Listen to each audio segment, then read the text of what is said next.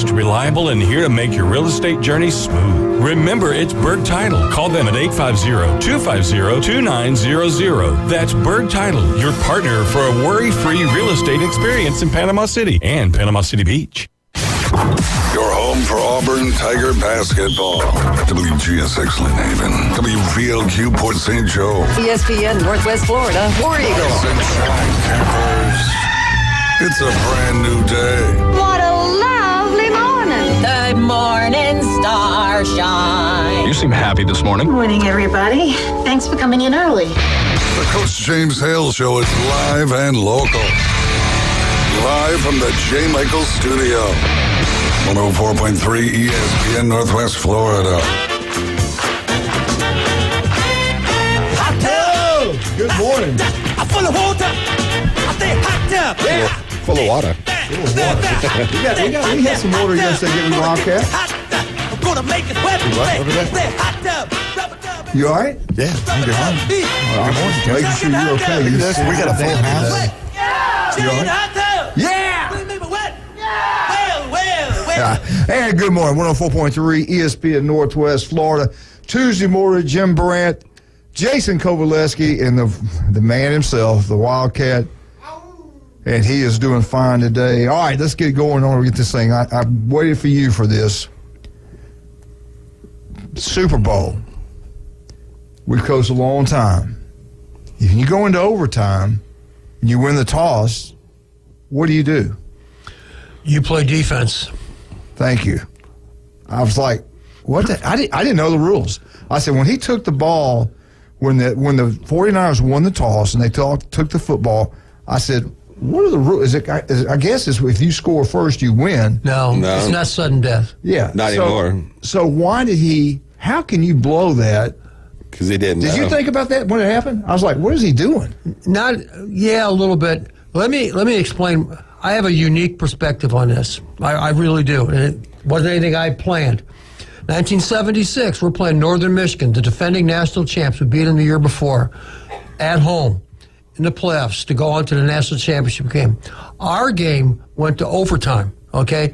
And much to his credit, this is why he was a great coach. Jim Dennison, who was our head coach, he explained to us the rules. Because this is 1976.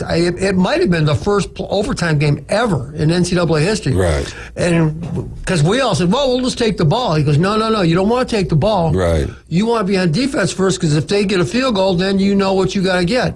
Well, look, he said, yeah, that makes a lot of sense. So since then, I don't think I've ever seen anybody ever take the ball first. Is that when y'all were alternating it from the 20-yard line or 25? From the 25. Okay. That's kind of the way they still do it now in college, Right. but it's not the And that's- 2-point conversions after the third because they didn't That get is that the far. dumbest thing, too. But so I have a kind of unique perspective on it. I learned really early. You always go on defense first. Right.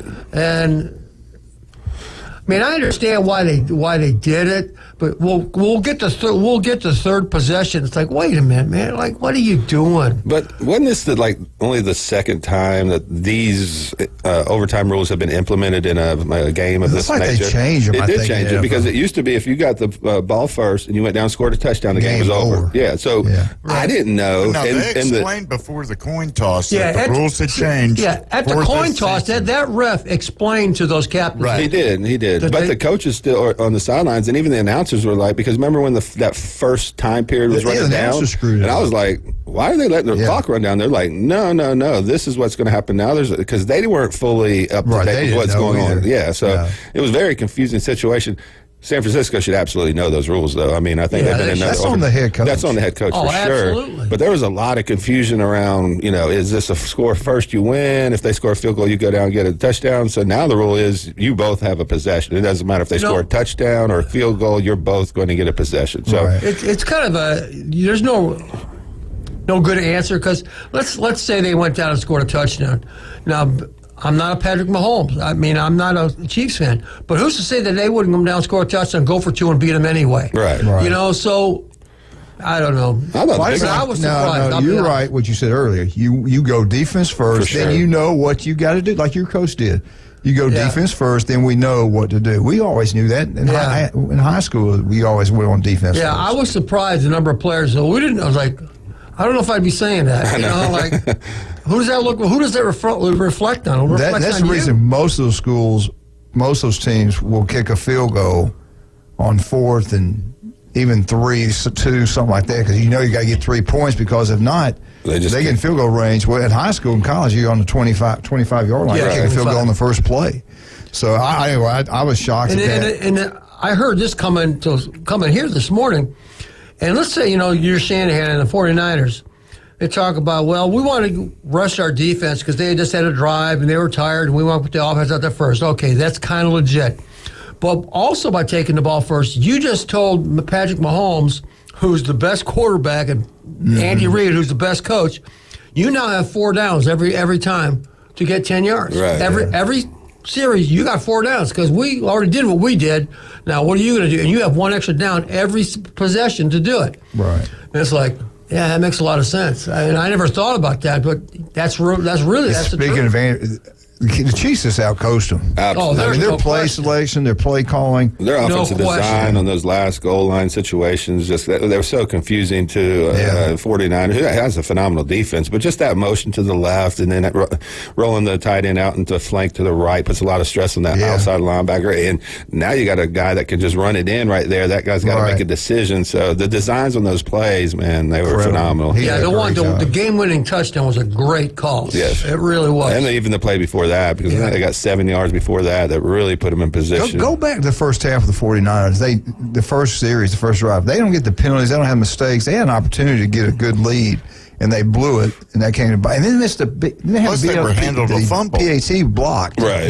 That came back and bite them in the butt big time. It just looked like a team that was going all out to win, and one that was just trying to hold on a little bit. Because even right before in that overtime, they had a chance to go be aggressive down there inside the 6-yard line and go for a touchdown. And they kind of played it conservative, ran McCaffrey there, took the field goal, and I was like, you can't give Mahomes, not him. all the time in the world. You can't give him a chance. Just say 80 yards, you go down and score a touchdown, you're Super Bowl champ. It's not a good feeling. You got to score a touchdown there. I feel bad for Ryan, man. I did. I was pulling forward, made him feel good, and he's going to see them win one, I think, in the next year. Maybe next year. Yeah, because they got such a good team. Purdy played really well the first half. You think Kansas City's going away? No. As long as that quarterback's there and he's healthy. And here's the thing with Kansas City, I posted this yesterday. Outside of Jason Kelsey on offense and Mahomes, who else they got? Those guys they're just guys. Right. They're just Jimmies and Joes. They're nothing special. You get him some real players, like get a Tyreek Hill with him again, or someone like that. Right. I'm like you. The Chiefs aren't going anywhere. I was impressed with they got a great team. Their defense, they rotated those defensive linemen in. At one time, number 65, God, he's beautiful. Right. He looks like a mountain out there. Yeah, they got some good players. Boy. Jones, I think, Chris Jones was phenomenal. That's what separated him. People always give Mahomes all the credit, which he deserves it, don't get me wrong, but that defense the last 2 years has been outstanding. I mean, you can't. What do you think about when what's his name? The 87, what's his name? Kelsey, yeah. Kelsey. What do you think about Kelsey when he ran and jumped on Coach for not letting him touch the ball? That was a weird situation because when he went up and bumped, Reed, it kind of startled him and he kind of fell off, but he didn't really respond to him. Stepped on his foot. Foot. But I will say that I'm not as worried about that. You're going to get in heated discussions in situations like that at times. Both people went the opposite direction. It didn't linger. It didn't cause any issues down the road. It looked bad for Kelsey at first. But on the sidelines, when you're trying to win a Super Bowl, your running back just fumbled, you're the best tight end in the league, you're probably going to go up and say something as a competitor. Right. But it moved on from it. He was celebrating every time somebody scored a touchdown. He didn't sit on the end of the sidelines and sulk. So, stuff like that happens, man. I didn't put a whole lot of stock in that. That's for the media to create some more narratives. Exactly. But at the end of the day, neither the coach nor the player had any lingering effects, and they won the football game. But I just find it interesting that a guy who didn't even get in the top 4 for the MVP voting in the NFL was by far the best player on that field. There was no doubt. And the other thing, too, they talk about having running quarterbacks or mobile quarterbacks or whatever. What was the difference in that game? It was Mahomes running the ball. Yeah. And as a defensive coordinator, and James Hale will tell you this, the first thing we always talked about when we're playing somebody, James Hale, one of his first questions would be, does their quarterback run the ball? Right. Do they run the option? Because when you have to defend that's completely different. And you got to give Andy Reid a lot of credit. He hung on to it, and when he needed it, just that one time, and Mahomes, what did he go, like 15, 20 yards? Oh, at least. There was a couple runs that just, and even those 6, 7-yard runs on 3rd and 5 and 3rd and 7. Another one where he put his head down and. That's what made Tim Tebow so special. Right. The 3rd and 2 or less, or 4th and 2, that was 100% going to be a first down. And people don't understand extending plays, extending drives like that is hugely important. J.T. Barrett was like that too. Let's take this call. Good morning. Hey, how's it going? Good. Who is this? It's LSU Jeff. LSU Jeff. How you doing, buddy? Oh man, I'm doing better because I'm getting over being sick. God bless you, man. Look, the pollen's in the air so much it's just caked on the ground. It's crazy. Hey, listen. Speaking of you, guess who was on the beach this past weekend? Brian Kelly. No, Brian Kelly was in town. Yeah, he was in town. Yeah, he has a boat. He bought a boat over here, and he was in town. Okay. And everybody says he's being nice to everybody, really good guy, and everybody's talking real highly of him. Of course, the people tell me this are all LSU fans. And he hasn't lost 3 games yet. So. Right. That's true. Yeah. You're at that Cajun place when you're doing it, but I can't tell you who my insider is inside of LSU, but he was renting over on the west end on Panama City Beach, and now he's bought it in 30A. And I'll try and keep in touch with him, even though he's moved over to 30A, because, we don't rub elbows with those people all day long. Yeah. That's a hard drive for me over here every day from 30A. I really enjoy living over there. Listening to this, my God. So I got friends that live over there. You over there next to Sexton? Not anymore, you don't. Yeah. Let's dispel the first rumor. It was said, and I don't know if he regrets it or not, but he said Patrick Mahomes is hands down the best player on the field Sunday, and I'm gonna disagree. Okay. I'm gonna have to say Christian McCaffrey is equal, if not better, of a player on that Sunday because Mahomes, he was fumbling it. He threw an interception. He had a couple of good little runs that they got surprised on. The defense did, and the defense shut down his half of his game. I mean, he ended up coming with more completions than incompletions, but I don't agree with Mahomes being the best player on that field. The Buckeye boys contained him pretty good, really. But here's the difference. That's a good argument. That's not out of left field. You're right. McCaffrey's a great player, but the difference between a quarterback being a great player and a running back being a great player is the quarterback has the ball in his hands every play. Yeah. And see, I'm like you. I texted Ryan Mulvey in that game. I said, if the 49ers want to win, they better start running number 23. Yeah. So every time he's a great player. Time McCaffrey touched the ball, though, he was getting hit. Right. Mahomes didn't get hit every single time he touched the ball, though. Yeah. And then 80 or 80, 90 yards, whatever they had on receiving and rushing. Right. The guy looked beat up. He had marks on his shirt. I mean, he looked like he had been through battle. And he didn't care. He still had the eye of the tiger when it was all over. Well, he's a great player. I agree with that. Mahomes took some bad hikes, too, and recovered That was well. another thing I watched. A dozen. Right. Looked like the Alabama center. They're snapping it back. It was hitting him in the right knee every time. I was like, yeah. I mean, there were snaps where the ball was spinning in his hands. Now, Vegas came out with the odds, and they said the 49ers are favorite next year to win it all. Already. And then I think, I always look forward to things, and, Thursday Night Football, the Super Bowl winner opens at home, and they got either Baltimore. Ooh. They got 8 home games, okay, but the most likely ones are Baltimore at Kansas City, Cincinnati Bengals, bringing back Burrow would be very interesting because he's the only one kept them out of the Super Bowl in the last 5 years.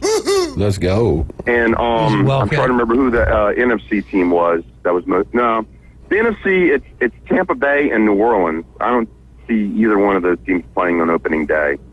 Philly fell off really bad. I mean, I don't think they don't usually start with a division game, so I doubt if Harbaugh and the Chargers will be there.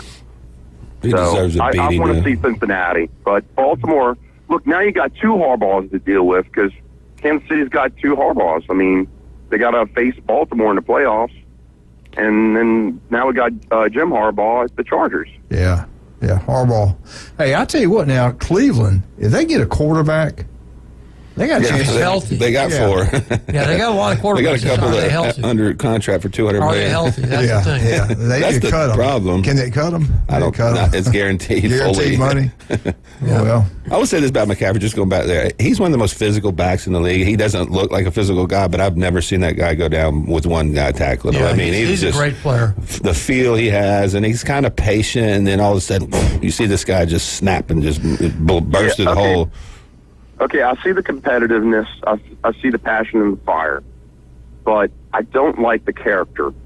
And, you know, what he did, the little hissy fit that he pulled when he lost to the Bills in the regular season was an indicator of his character. And Kelsey running up and bumping Reed during the Super Bowl was another character issue I don't like. I mean, I understand they got I didn't like it either. No, I didn't like it at all. But they're like little ninny babies. Like, we're losing, you know. Let's go out there and beat them up. They're just trying to impress those 2 hot blondes up in the press box. I think that's what Kelsey's was. That's it. He's Hollywood. Yeah. My wife's here, man. I need a catch, Coach. Well, you know what? She's not making him soft, that's for sure. He wants to go out there and impress her. Yeah, no doubt. I'm not touching that. I know where you're coming from. All right, it's a family show. All right, hey, we got to go, LSU. We got to take it to the house. Thank you for calling, buddy. Good luck to you, man. You know what I'm going to say? Go Tigers. Go Tigers. Go Tigers. Go Tigers. All right, let's talk about some of our great people. Don't forget, today is the day. The Hope Project, the foundation, and they're going to have the veterans taking care of the horses and things, and vice versa, really. But they're having a big deal today at Beef O'Brady's in Lynn Haven. Pat's got that rolling down there. 4 o'clock to 7. Take your kids down there. They're going to have little horses out there. You can ride them. You can look at them, pet them. And also, they're having a big bakery sale, and all that goes to benefit the Hope Project. So go out there and support this great cause. And don't go buy candy for the kids. Buy them the bakery products right there, Beef O'Brady's, and make some money for the veterans and the Hope Project. Beef O'Brady's in Lynn Haven. J. Michael's Restaurant, the best seafood, coldest beer. Get out to the J. Michael's. Tell them Coach sent you have a great time. We're one day away from that world famous J. Michael's spaghetti. All your real estate closing deals, make sure you do what the big. Talking about 30A. No one's bigger than Mark Coward out there. Make sure you do what Mark and Beth do. Big-time realtors, they all want Chuck Tucker. They all want South Oak Taunton Closing. Local guys started a local company, and it's grown like you would not believe throughout the Panhandle of Florida. South Oak Taunton Closing. Also, don't forget about Charlie Corin's place on 15th Street. Brand new, beautiful facility. Home cooking every single day. Lunch specials every single day. Got a back room, seats about 25 people for your birthday parties. Go check it out. Charlie Corin Place on 15th Street. We'll be right back. What in the heck is going on with Kentucky? 3 losses in a row at home. I think it's their fans. I think it's the coach. It is. Hey, watch it. We'll be right back. 104.3 ESPN Northwest Florida. Go Tigers! I can get no ESPN Northwest Florida presents the most college basketball. 3-pointer. College basketball is back. The Panhandle's destination for live play-by-play. The SEC, ACC, and beyond. Oh, you saw that coming, Rampant. The biggest games play right here. ESPN Northwest Florida. Good morning. This is Joanna on ESPN Northwest Florida with your forecast on this Tuesday. Mostly sunshine this afternoon and evening with a gentle breeze around 9 miles per hour coming out of the north-northwest, and look for the high to be 59. Tonight there will be clear skies with the temperature reaching 43. Sunny tomorrow with a high of 62. Thursday we'll have a high of 63 and some sun. This weather is sponsored by Mid-South Lumber, the best little lumber yard in Panama City. Thank you for listening to ESPN Northwest Florida. Rely on it. My name is Linda Cope, founder and president of Warrior Beach Retreat. Line the streets February 22nd to honor the men and women who have served and sacrificed for the freedoms we enjoy. Attend the ceremony, which is free and open to the public, February 22nd at 7 p.m. at First Baptist Church of Panama City. Colonel Alan West will be the speaker. Information for the parade route and ceremony are on our website, warriorbeachretreat.org. Never forget, freedom isn't isn't free. We saw this firsthand after our son, Army retired Sergeant Joshua Cope, lost both legs above the knee and wounded his hands by an IED blast in Baghdad, Iraq. When a soldier goes to war, a family goes to war. We are a local 501c3 charity not affiliated with Wounded Warrior Project. Donations are needed and much appreciated for us to continue the vision to bring hope and healing for the combat wounded warriors and their loved ones. God bless you all, and God bless America. It's the Coach James Hale Show. He's the sexiest man on the planet. Live and local from the J. Michaels Studio. The Sports Talk Must. ESPN Northwest Florida. And welcome back. 104.3 ESPN Northwest Florida. Jim, Jason, Wildcat, Kentucky Wildcat man himself. Chiefs wide receiver, tight end Travis Kelce, 2023-2024 salary. He's dating a young lady that's worth over $1 billion that flew back her private jet from Tokyo to get to the Super Bowl. And we had a caller say that she has not made him soft. I agree with that. This guy... I disagree. This guy makes... We'll come back to that. His actions there with Coach.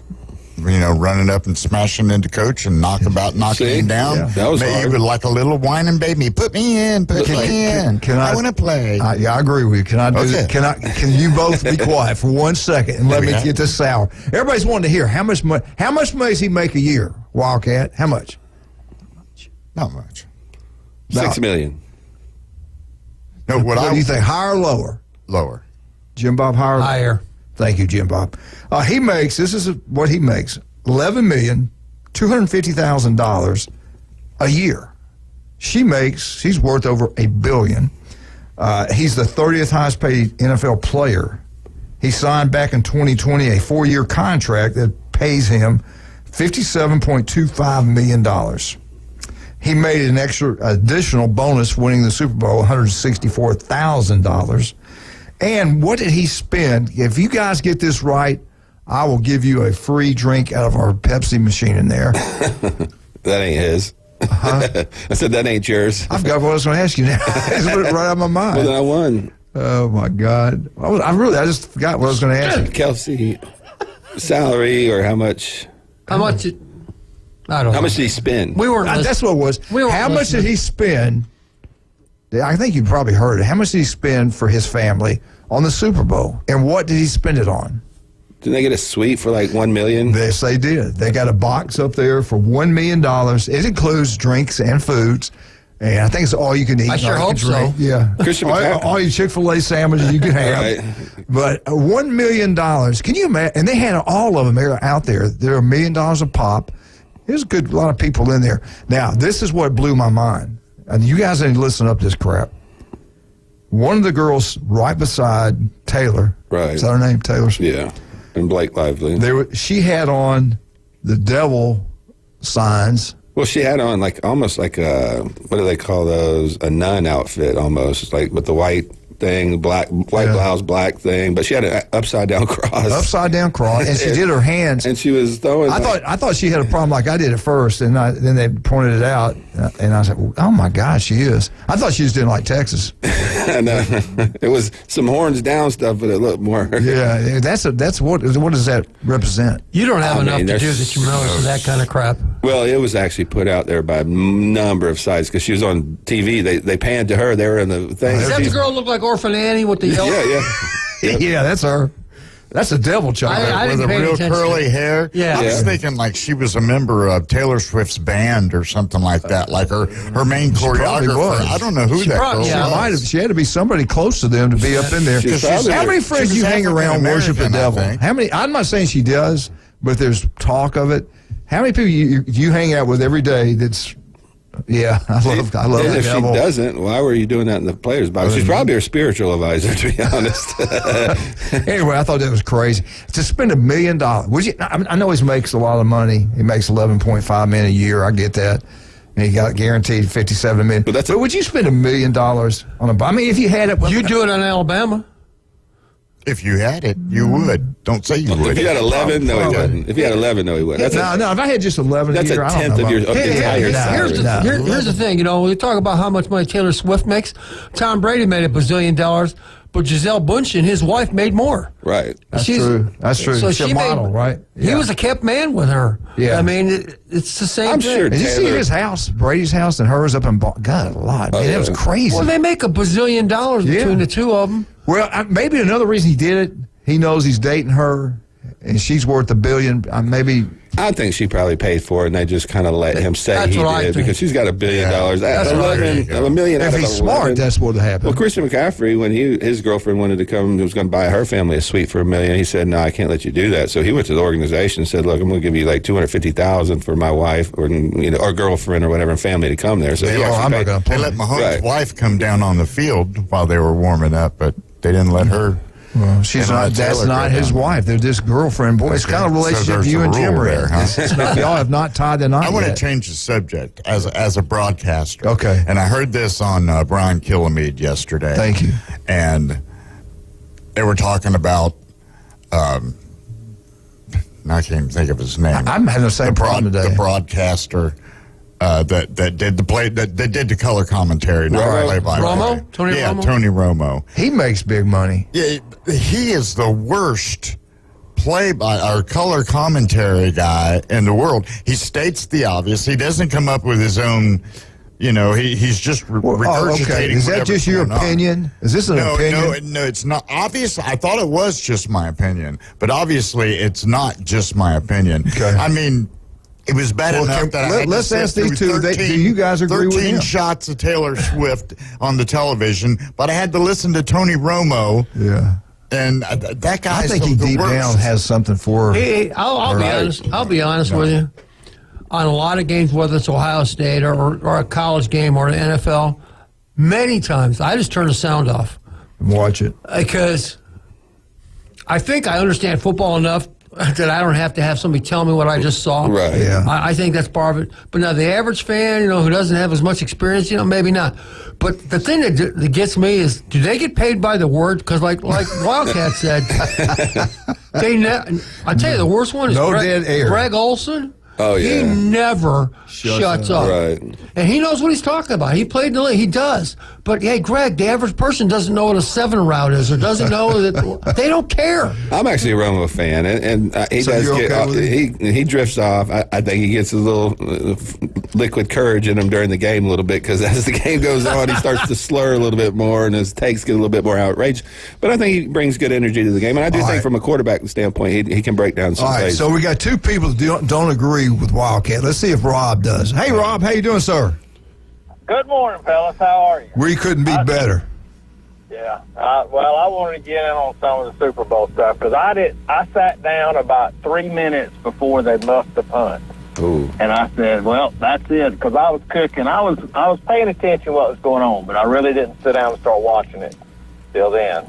And I told everybody, I said, well, that just let Kansas City back into the game. That's going to do it. Yeah. So, I'm with you. But, hey, did y'all notice how many referees they had in the black pants and black shirts? Oh, my God. You know what, Rob? I'm glad you brought that up. I was going to say that to Jim today, and I forgot all about it. I did not know they had an official right beside the head coach the entire time. I didn't know they did in the NFL. I had no idea. Yeah. So that way they can call timeout. It was crazy. And they talk. They communicate all the time. Right. That now that with them all having a headset on, he can just turn to the guy right there and say, what's going on? And he can tell them. Yeah. There's no confusion, And every time one of them run out of bounds, even the ball guys were official referees that would run it. Yeah. I mean, if there was a tackle, anything, they come out on the field, they would get between players. They didn't want it. There was one early personal foul, and that was on one of Kansas City guys when he hit the guy in the head with his fist. Yeah. And that was the only personal foul one that I saw. Now, I will agree they kind of let the holding on the offensive line go. Hey, Rob, we got to take a break. I don't want you to hang up yet. Can you hold on a second? Rob. We want to finish up with you. All right. Hold on, brother. All right, we'll get back. We'll talk to Rob. We got FSU coming up. We'll hold back on FSU about 7:45. We got Rob on the phone. He got some very intelligent commentary. Not like someone else's comments a few minutes ago. I thought you made a great point. I really was impressed. You studied it. You knew what you're talking about. Yeah, you had an opinion. I like that. Anyway, let's talk about some of our great people. Anybody gets any type of injury, Chad Mitchell's been doing this for like 25. This year will be his 25th year taking care of athletes here in Bay County. Any type of injury, go see Chad Mitchell, a legendary doctor, and he'll be out again next Monday at another convention. I think he went to Vegas. I really he's think in the transfer portal, brother. He ain't coming back. I think he's out in Vegas. I think that's what he's at the Super Bowl. He's at LSU. Go Tigers. Hey, you want breakfast, lunch, or dinner at a great restaurant? You know where you can go? Rudy's. Rudy's Barbecue on Bat Beach Road, one of Jason Kovaleski's favorite places. TVs everywhere. They got the back room, huge back room. You can shut it down, have a chamber meter back there, any kind of banquet. I mean, it's a big, nice facility. The Laura Leighton Room. Go check it out. Rudy's Barbecue on Bat Beach Road, the best barbecue from Texas. Turkey's unbelievable. Sausage, oh my God, I love the sausage. What's your favorite down there?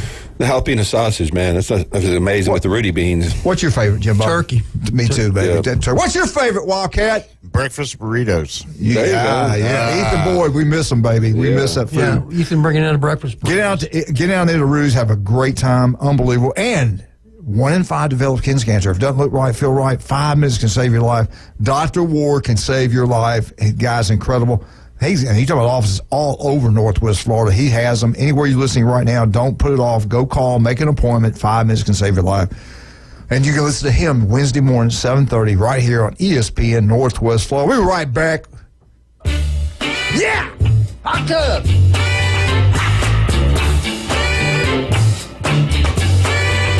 I don't care about your past. ESPN Northwest Florida. We're taking the Inside Drive. This is Ryan from the Inside Drive on ESPN Northwest Florida. Join me and Jay right here. Listen weekdays for the greatest sports talk show of all time. Maybe you're overselling it just a little. The #1 sports talk show in the South. Dial that down a little more, Jay. Okay, how about this? The Inside Drive, weekdays 11 to 1, ESPN Northwest Florida. It's the only sports talk show on in that time slot. Nailed it.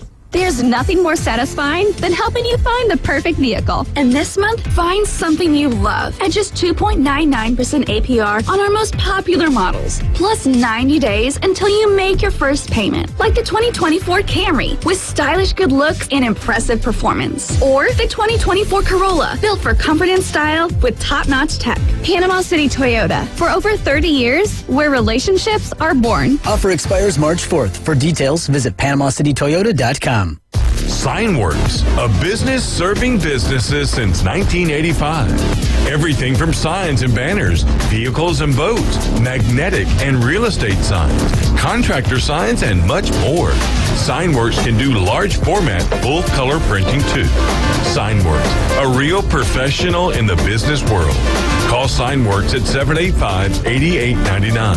Signworks, 850-785-8899. When you use Bounce dryer sheets and your clothes look amazing, it's the sheet. Less static in your life? Yeah, it's the sheet. Smelling fresher than ever? It's the sheet. Oh, so soft fabric? Ooh la la. It's the sheet. Less wrinkles on your clothes? You know it's the sheet. Bounce dryer sheets. More freshness, more softness. Less static, less wrinkles. It's the sheet. It's the Coach James Hale Show. Bonafide and qualified. Live and local from the J. Michael Studio. Certified. From the Sports Talk Monster. ESPN Northwest Florida.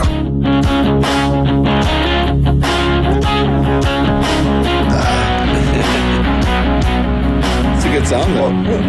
Better that than Usher. I'm about to fall asleep.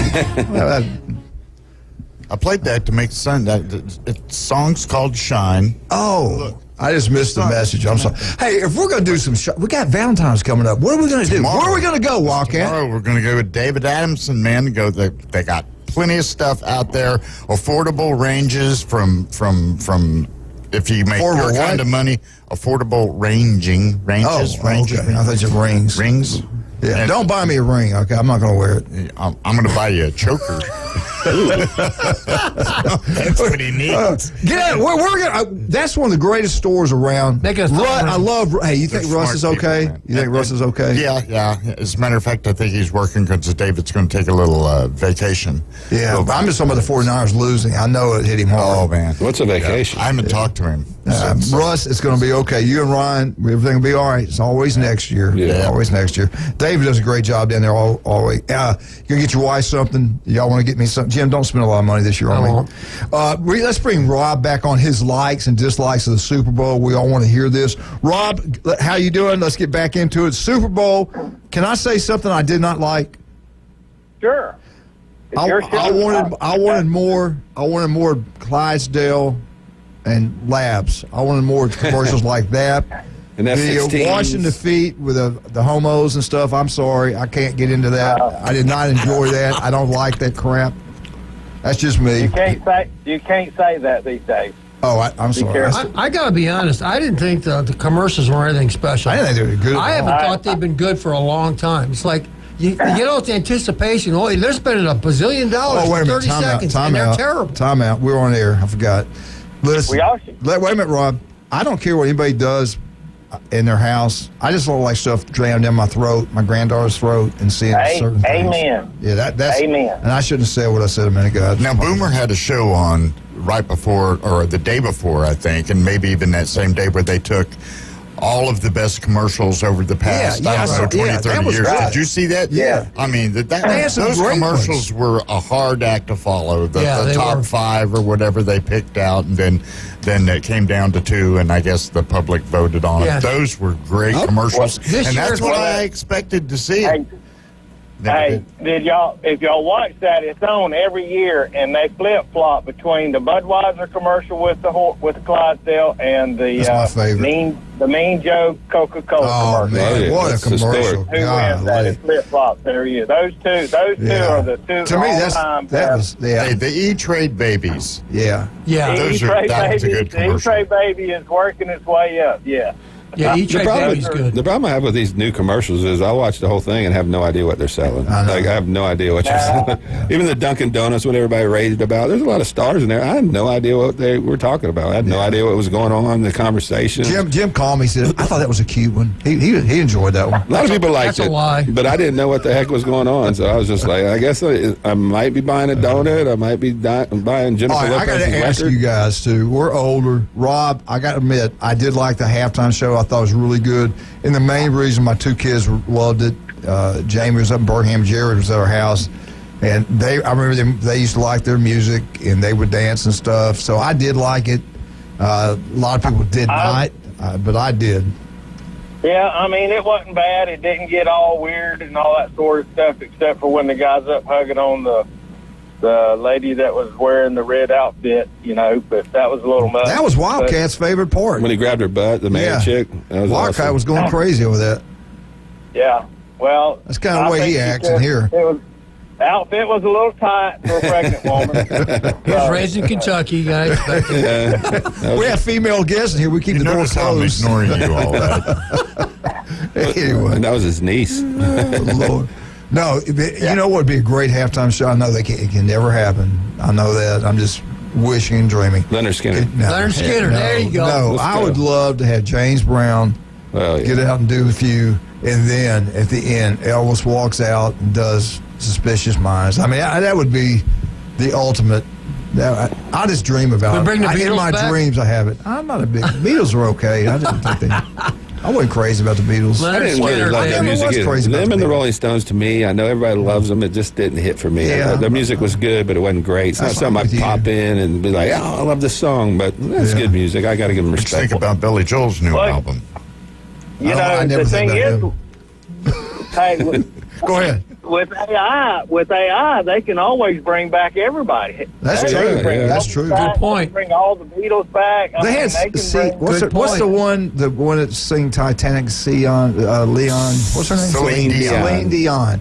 They had her and Elvis singing together one time. They did that computer thing. Right. That was incredible. Yeah. I mean, the place went crazy. Oh yeah. I thought Dolly was good when she sang in there, her thing. Who, Dolly? Yeah. But since it is, since it is Tuesday, I was cooking the whole time, the whole morning and everything. But I did go to Beef O'Brady's, and I got me 40 of the gridiron wings. Good job. Good job. You need Robbie. to get the gridiron wings, and again, I got another 10-pack for the mild stuff, so the little ones could eat them. But I'll tell you what, sounds like we didn't get invited to a party. Is what that sounds like. No, I did. Thanks, Rob. I had a great time. Thanks, that was Rob. awesome. I didn't. I didn't tell him. You told me not to, and I didn't. So. Dad told me not to come get the wings because he thought I'd eat them all. Well, that's the thing. You know, you go over there and you pick them up at 4:30 and get back, play small out. It was good. You know? Beef O'Brady's in Lynn Haven. Lunch specials every single day. Rob, you know tomorrow you get 10 wings drinking a side for only $9.99. You can't get that anywhere. Beef O'Brady's in Lynn Haven, and thank you for mentioning you got your wings from them. That was great. I think they open at 10:30, so you can come in and get you a good seat. Yeah, they're great people I down can't there. swear to that, but I think they do. Well, let's get back to the Super Bowl. What else? We talked about the commercial. We talked about halftime. That was a long game. It seemed like wasn't it about 4-something hours? It seemed like called overtime, James. No, even before overtime. I thought kickoff was at. Thank you, man. Thank you, Jim. I thought kickoff was at 5:30. What time they actually kick off? Jason, I'm asking you a question. Nobody's listening. It may have been 5:37, something like that. But it was the longest. It was the longest NFL game ever played. I knew it. I believe, as far as TV time goes. But you know what? Only the second Super Bowl to go into overtime. The commercials were 5 minutes. And since you mentioned that, my daughter was getting up, and she said, and it was like 4 minutes left in the game, and she was going to go give the baby, my grandson, a bath. And she said, well, let me know when the 2-minute warning is. I said, you got plenty of time because it's going to be 30 minutes. It's like a basketball game. Yeah. Everybody still got 3 timeouts. Score's tied. So it'll be a while for them. All right, for what you just said, I think I'm right on this, which means I'm probably not. But if they had 5 commercials every break, that's $10 million. Oh. $10 million a commercial, a break. That's some good money right there, man. I bet it's more than that. I bet it's a lot more than that. I can't hear you. Not counting the timeouts and not counting the injuries. That's why the game's secondary. I mean, how much? I wish I knew how much they made. I wonder how many people. I know it was over 100 million watched it. At least. Google it. Yeah, I mean, you had a perfect time to have the whole. And our president, for some reason, didn't show up and speak. I mean, they always. That's a tradition. I don't know why he didn't do that. Maybe because he can't. I think that's probably why. Go ahead, Rob. I'm sorry. What about the one injury where the Kansas City defensive lineman went? I can't remember if he's defensive line or whatever. When he sat down and he was looking at his finger, and it was his ring finger, and he shook his hand, and he sits there. They're going all out for the injury timeout, and then when they get ready to lift him up, he puts his hand up there that they've been working on for them to grab him and pull him up. So they're looking at his hand. He was wearing a glove. That's what I didn't understand. He was wearing his glove. Yeah, that was like, they were looking at his hand. Right. Did you get your finger in somebody's face mask and get it yanked on or what? But you got your glove on, and we're examining it, So hey, Rob, that was kind of an iffy issue. We have a. I'll ask him. Wildcat wanted me to ask you this. Would you mind next time you come over and bring us a donut, would you wash all of our feet? Next day, babe. It's a tradition now. It's a Super Bowl tradition. Every time you see someone now, shake their hand, just wash their feet. Hey, that would be negatory Ghost Rider. All right, Rob. Thanks for calling, man. Come see us. We miss you. Y'all have a good day. Have a good one. Hey, we mentioned Rob did it. Beach O'Brady's in Lynn Haven every Wednesday in the day. They've got that special going on today. Pat's got it set up. They'll be up there. The horses will be there. They're going to have a bakery set up from 4 to 7. The Hope Project found That's going to be pretty cool, man. Go out there, the horse, you can get little kids can ride the horses. You can buy some desserts, cakes, bakery products that are going to help the veterans, help to keep the Hope Project going. So get out to Beef Brace Day from 4 to 7. Have a great time. And tell them that Coach sent you. All right, also, let's don't forget about Paparazzi Gourmet Deli on Thomas Drive. The place is incredible. 3 restaurants in one. The bakery's incredible. They are also, the pizza's unbelievable, lasagna, spaghetti, everything. And this run by a retired, how about that, Jason? Retired police officer. Good, yeah. For that reason alone, we ought to pack the place out. God bless them. Right now, only place that you can go, did you ever think a time in your life where you see police officers getting the hell beat out of them by immigrants, illegal immigrants? I never in my lifetime thought I'd see that. If you see a police officer today, do something for them. If they're at lunch and you have the money, the resources to do it, buy them lunch. Just help them out. These people put their life on the line every single day for us, and let's make sure we know that we love them. The police officer, military personnel, and me. If you see me out there anywhere, make sure you come up and love on me also. You can wash my feet. Give him a donut. Give me a donut. We'll be right back. 104.3 ESPN Northwest Florida.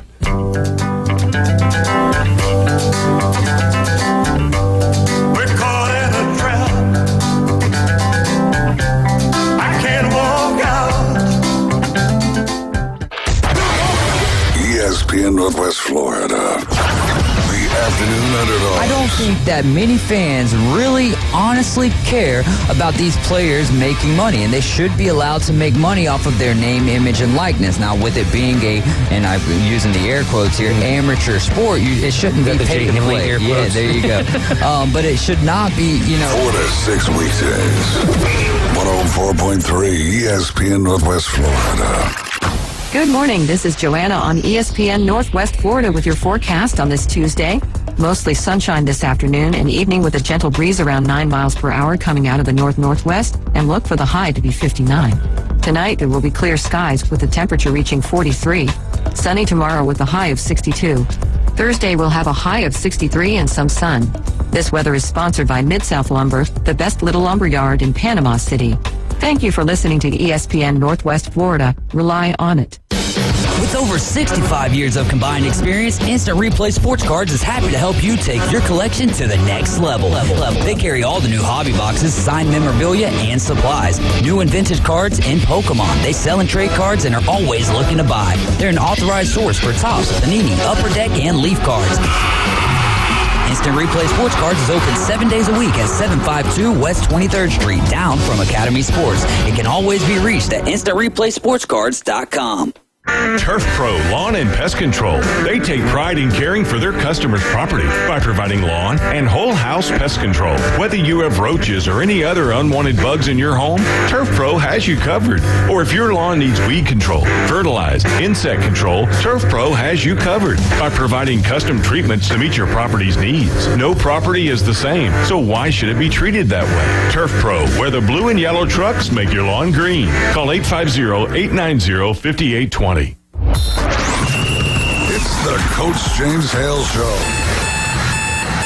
Live and local from the J. Michael Studio. A lot more excitement is yet to come. ESPN Northwest Florida.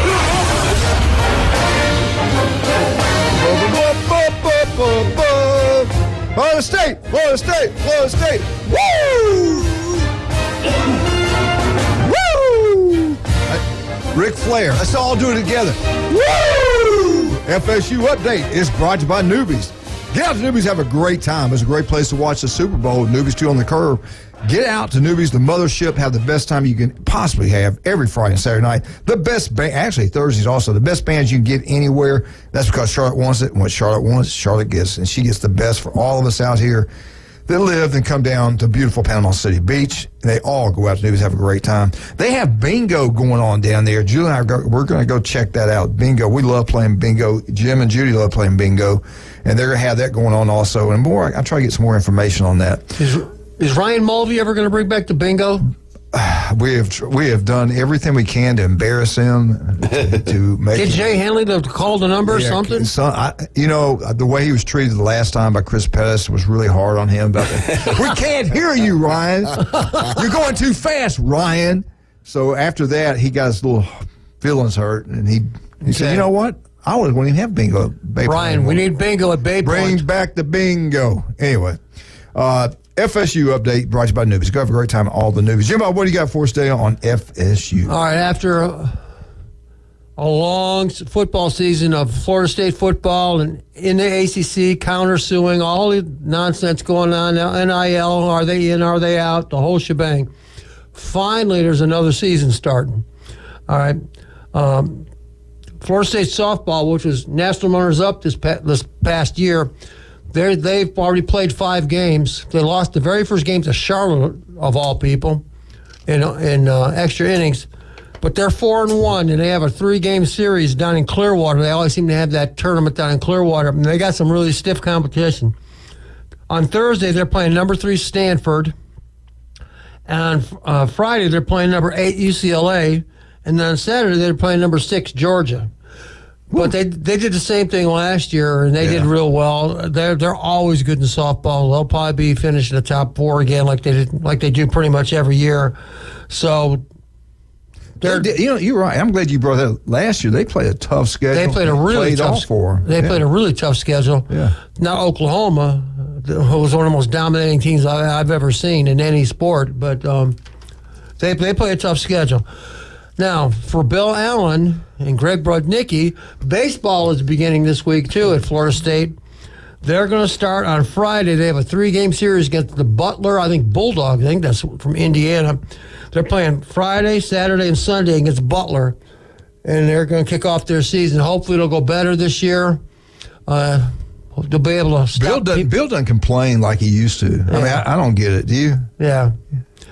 Be positive, Bill, please. Maybe he feels a little guilty after, I think Mike Martin passed. I didn't want to mention that. He was talking so bad about him. Yeah, I think he does. That's probably got something to do with it. I don't know. He should.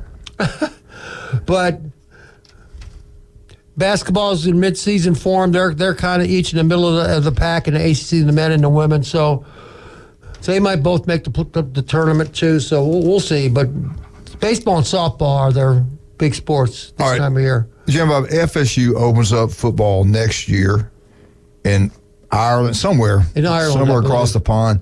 Let me ask you this. Can the average fan afford to go to that football game? I mean, why do they do that? I don't have any idea. Jason, give me a little. Why do they play a game way over there? I don't know. Just to expand their viewership. I mean, TV ratings. The NFL does it. They expand in other countries. It brings hundreds of millions of dollars in. So, I mean, it's not logistically, So what you're looking at and what you're talking is like, money. I'm a DA. Is that what you're saying? Money. Okay. Like everything. I just put like the average fan. Must be the money. How many average fans can go watch that game in person? Not many. Not many, and that's why they put Notre Dame over in Ireland and places where Notre Dame got fans everywhere. Right. So, I mean, it's just expand the footprint. Well, now, the 2 people we just mentioned, they can afford to go. The mayor and Bill Allen, they will definitely probably be at that game. They probably one of the ones that set it up. Could be. I don't know. There's no they travel the world. I would Maybe Manly might go there too. Manly could go. Manly can afford it. Where's it at exactly? I don't know. I thought it was in England or Ireland. Who knows? I think it's in Dublin. I think you're right. It might be. I think you're right. And who they play? I think it's Georgia Tech. Georgia Tech, I believe. Yeah, I'm telling you guys, watch out for Georgia Tech next year. They're going to be a much improved football team. I really believe that. Florida State's got to mesh everything together. This is the problem building through the portal, especially when you got a new quarterback, new offensive line. So I think it'll be fine. The guys they got, the 6 they got in from Alabama, I'm telling you, they're good character kids. They really are. My issue may not be with their talent. It may be how that locker room pulls together after last year. That was a kick in the, what. How does Lane Kiffin do it? They get guys in from all over the country, and they gel pretty well. It's got to be the structure of the program, the coaches, the relationship with the players. He can do it better than anyone.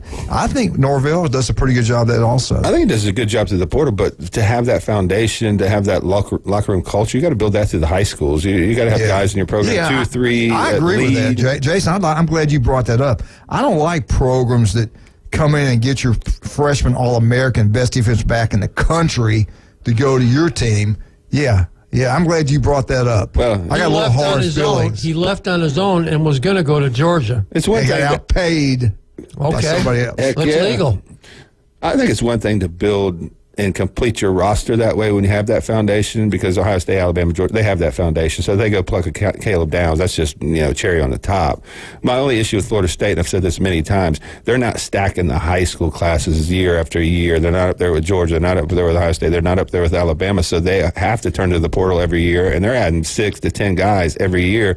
And not every year that's going to mesh in the locker room. The culture's got to be built. And the newest member that is doing that is the Texas Longhorns. They're getting great players to transfer in, and they're signing great classes. But again, that's my point. With Ohio State, Texas, if you look at their recruiting classes, they're always top 3, top 4, top 5 right now. That's what you have to build your foundation and your culture with, because those are guys that are going to lead from within the program. They're going to hold the winter conditioning programs accountable and stuff like that. Well, is Norvell, does he believe that, look, you can get these great classes like Bama's got the number 2 class in the country coming in, 10 top 100 players. Do they stay? Is that another reason? Let's go get somebody who know they can play. Then hopefully we'll get one good year out of him. I don't know. If they lose one game, are they going to play in the bowl game? Are they going to play in, look what happened. And that was my point about Florida State. Not that they're not talented. Norvell's not a great coach. They can go win it all next year, especially playing in the ACC. It's just very hard to look forward each year and say, okay, we brought in 2 new guys. This is going to mesh perfectly like last year. As long as we don't have injuries, we're going to be in the Final Four. That's a tough way to go about it every year. Yeah, I'm with you. I don't know. I'll be honest with you. How do you feel about it? I think because Saban, and we knew that was going to happen, but with him out of it, and then the reason he got out of it, I'm just not excited about it like I used to be. I used to get excited about National Sign Day because you knew you're going to be pretty good the next 3 years. Now you don't know from day to day. They're all going to. We're going to go through this all again in the end of March when they have the open portable again. We're going to sit here going, he's left, he's going here. You don't even know what. You used to go through spring practice and you had an idea what kind of team you're going to have going into the fall. You don't know anything anymore. Why even have spring practice? And you'll see the portal open up again. You'll see a couple teams here pick probably offensive tackles. Ohio State's looking at one. Need. Exactly.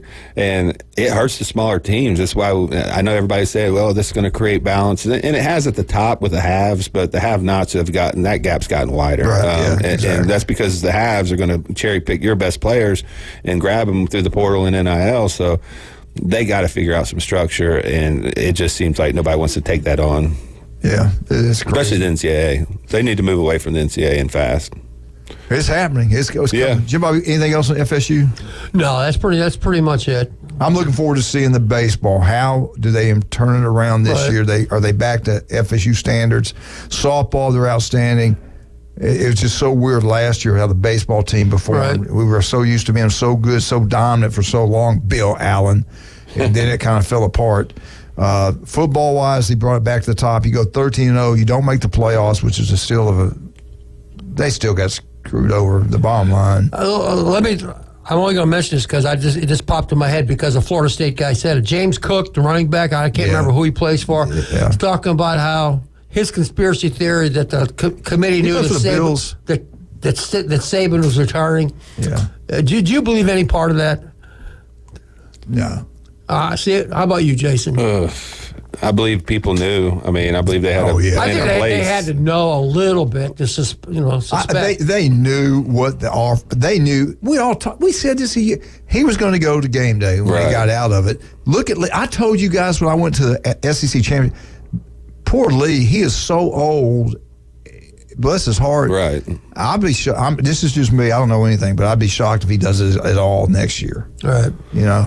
So they all know what's going on. Plus, but did the committee all get together? Let's give Nick a farewell gift. No, they should have been there. They beat the national championship team. They had one loss to Texas. Yeah, they should have been in there. And honest to God, the best 4 teams, in my opinion, were Michigan, Georgia, Ohio State, and Alabama. That's just me. They were the 4 best teams. Look at the roster. Watch the draft day. They were the 4 best teams. Watch the games. Yeah. FSU was right there with them. But in my opinion, I don't think they'd have beat those teams. But not without that quarterback. No. And Florida State, trust me, I think they got screwed, but I still don't think they were in the top four. Both things can be true, because you play the games, you have to win. Winning has to matter.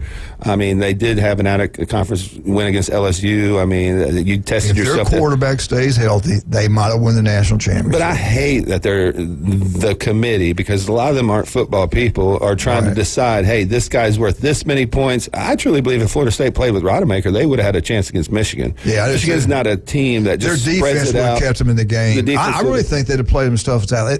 That would have been a great game. I think it would have been a good game. So that's the reason I don't really put stock in. We shouldn't be negotiating, this player's hurt, because there's a defensive line hurt. They would have had a better shot. Washington would have had a better shot, I think, at FSU than Michigan. Oh, for sure, yeah. Washington matches what up. You said, the matchups. Right. Yeah, Florida State's defense is as good as anybody in the country. And Texas is kind of that anomaly. I thought they had the best talent, especially in the Washington game, but they just don't seem like they want to line up and run the football at people. I think that's the winning success for them. Their offensive line's good, running backs are good. I don't think they're physical enough yet. Not yet. They were the night they were in Tuscaloosa. They got a lot of talent, so next year they're going to be scary good. Kind of remind me of a Buckeye team. But, All right, so about some of our great people. I want to thank all of our wonderful sponsors like Jim Dickerson, Allstate. The guy does an incredible job. I've been with him almost 25 years. Jim Dickerson's outstanding. It's what you get. You pay into it. Well, you're going to get your money back when you need it. Yeah, you will with Jim Dickerson. Give him a call, 763-4673. Jim Dickerson's the best agent anywhere, bar none. The guy's incredible. He works for State Farm. The guy's unbelievable. Turpro Pest Control. You want that yard looks absolutely beautiful? Pat and his crew can make it happen for you. Give them a call. They'll come out. Your yard will look absolutely gorgeous. He's that good. He really is outstanding.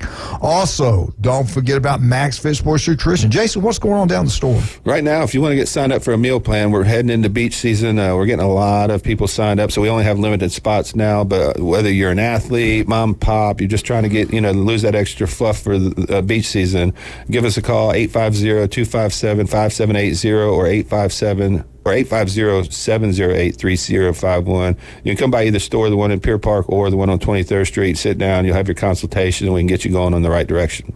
They do an incredible job. You're a coach out there. I'm telling you, you're making a mistake if you don't get down there and visit with him and have him come talk to your entire sports team. I don't care if it's a swim team, cross country, football, weightlifting. It doesn't matter. You want to get an edge. If your mother and father out there driving, you got a son, and you want to get a scholarship or a daughter, go see Jason Kovaleski. It gives you the edge. I'm telling you, it might be the difference from winning a championship. It might be the difference getting a scholarship and not getting one. Max Fit Sports Nutrition. And again, I want to thank Newbies for the Florida State update. Love John, love Charlotte. Get out, Newbies. Have a great time. Wildcat, take us out. 104.3 ESPN Northwest Florida. Alabama.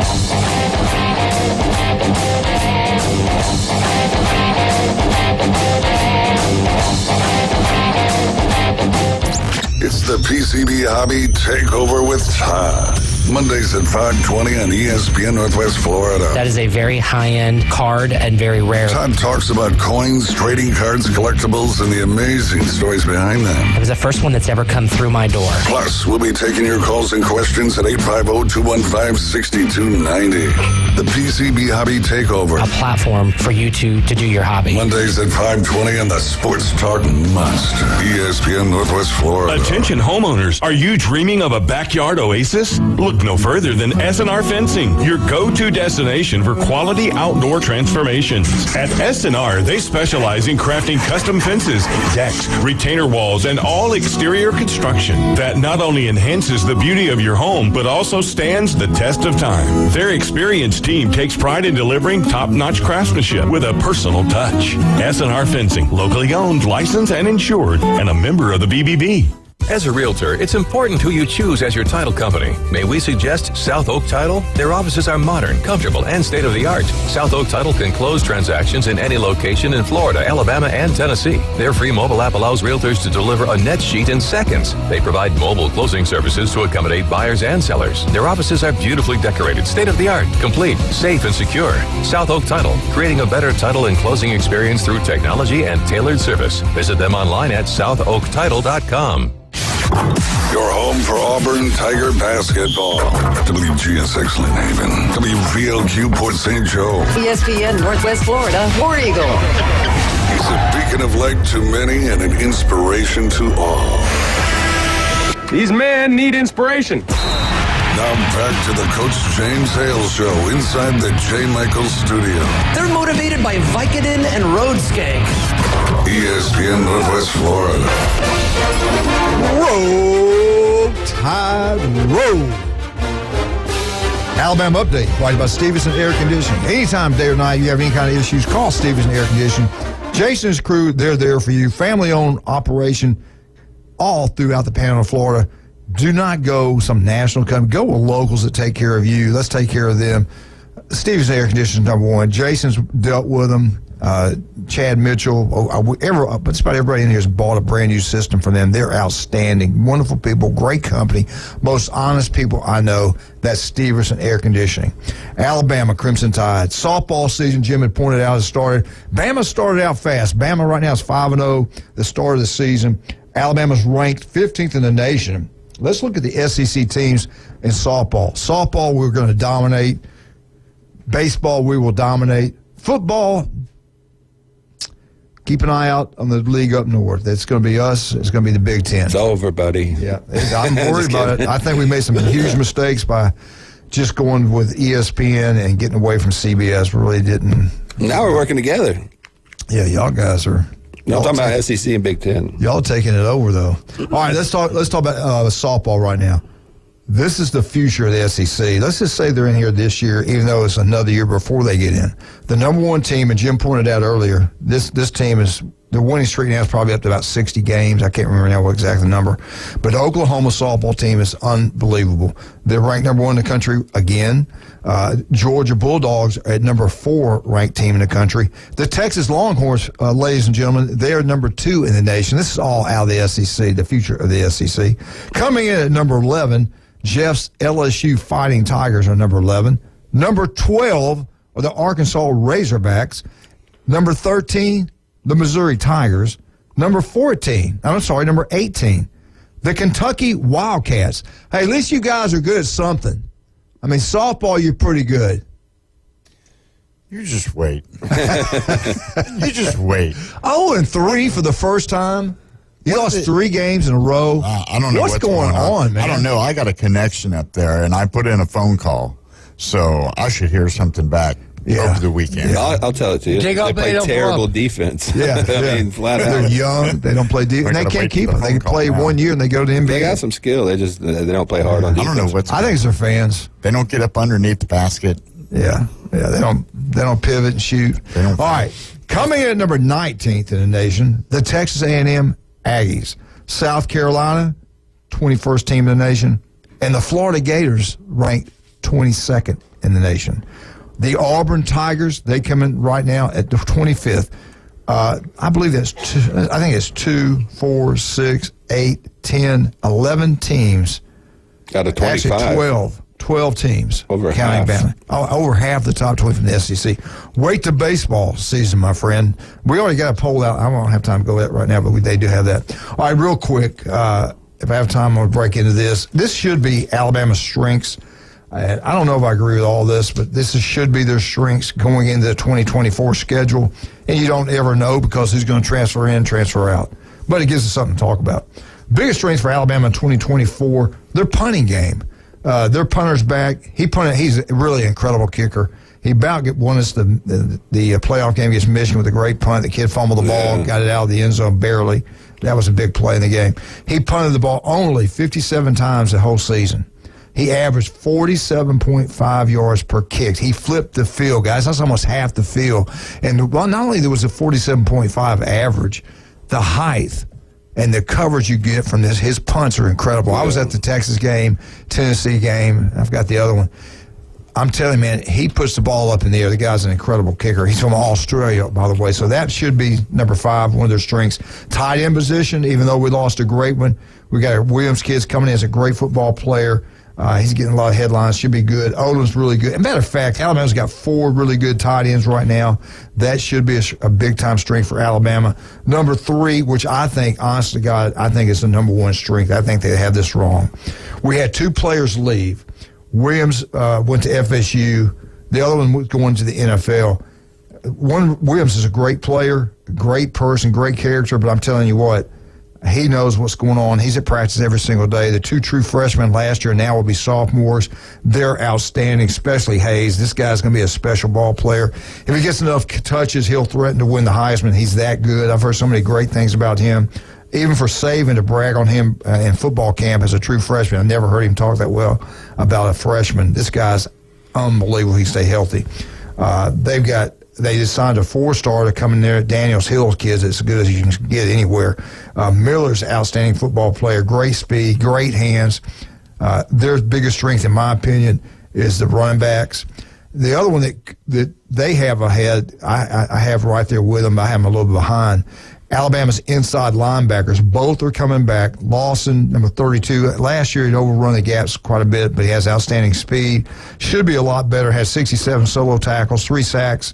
Really good football player coming back. He should be a lot better. Campbell could be a great one. He's got all kind of ability.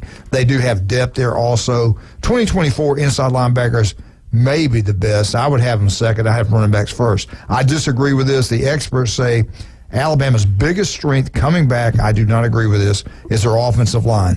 Yes, they got 2 great guards. Booker's coming back, should be a lot better. Roberts is coming back, another offensive guard. The center is now playing at Ohio State. They think there's one there now just as good, the backup kid. I forgot to write his name down. My big question is who's going to be the offensive tackles? We lost a freshman All-American to Iowa.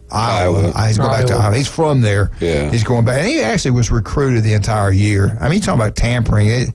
There's no rules. There really is no rules anymore. Unless you get picked on, an SEC's team does something wrong, you come after it. If you're Big Ten, nothing happens. Anyway, they've had some good signing classes. The 2, we'll see how it plays out. I would not have Alabama's offensive line. How many sacks we give up last year? A bunch. And so what? You got the coming back. They're the ones that made a mistake. They should be better, no doubt. No, I would have the offensive line at number 5, not at number 1. I know more about this guy that wrote this article, so listen to me. Our biggest strengths are running back. Our second biggest strengths, inside linebackers. Our punter is probably the 3rd. And then I would go, I'd leave it at that. Quarterback. I disagree. I don't know. The boy can coach quarterback. You're going to go in and throw the ball every single play with him. But he's got Jalen Miller. He's also got the kid he handpicked from Washington that's going to come in and compete. So they're going to, select. He's either going to be the starter and do really well and be a lot better, or he's going to be by the middle of the season. I just believe in him as a quarterback developer that much, because if you looked at Penix when he was at Indiana, he was good but not great. When he went to Washington, and the kid's 6'6", 240. And I think that one of the strengths eventually is going to be wide receiver, because with Ryan Williams coming in, they got some guys that are there that were really good. So then we had 2 5-stars coming in, right? Yeah, and we had a transfer, I think, from Washington. Yeah, the one kid. Yeah, so Jim, I think that's going to be the strength. Milroe, I watch him. When I talked to Jeff Spiegel Friday, he was I asked him about that kid to transfer in, and he was indicating that more it's going to be Milroe. Jim Milroe has really bought in. He's still in the program. He's kind of like a PR guy for Kalen DeBoer. Give him a chance. You know how all that stuff goes in Alabama. But he thinks that it's going to be Milroe. It's not going to be the transfer guy. So I think he'll open up with him. Yeah, that kind of surprised me. I'll be honest with you. He'll start out being the quarterback. See. All right, we had Hurts. He had the same problems. I think Milroe's a little bit better passer than Hurts. You can't believe how big he is in person, how fast he really is. He's really a great athlete, a great person.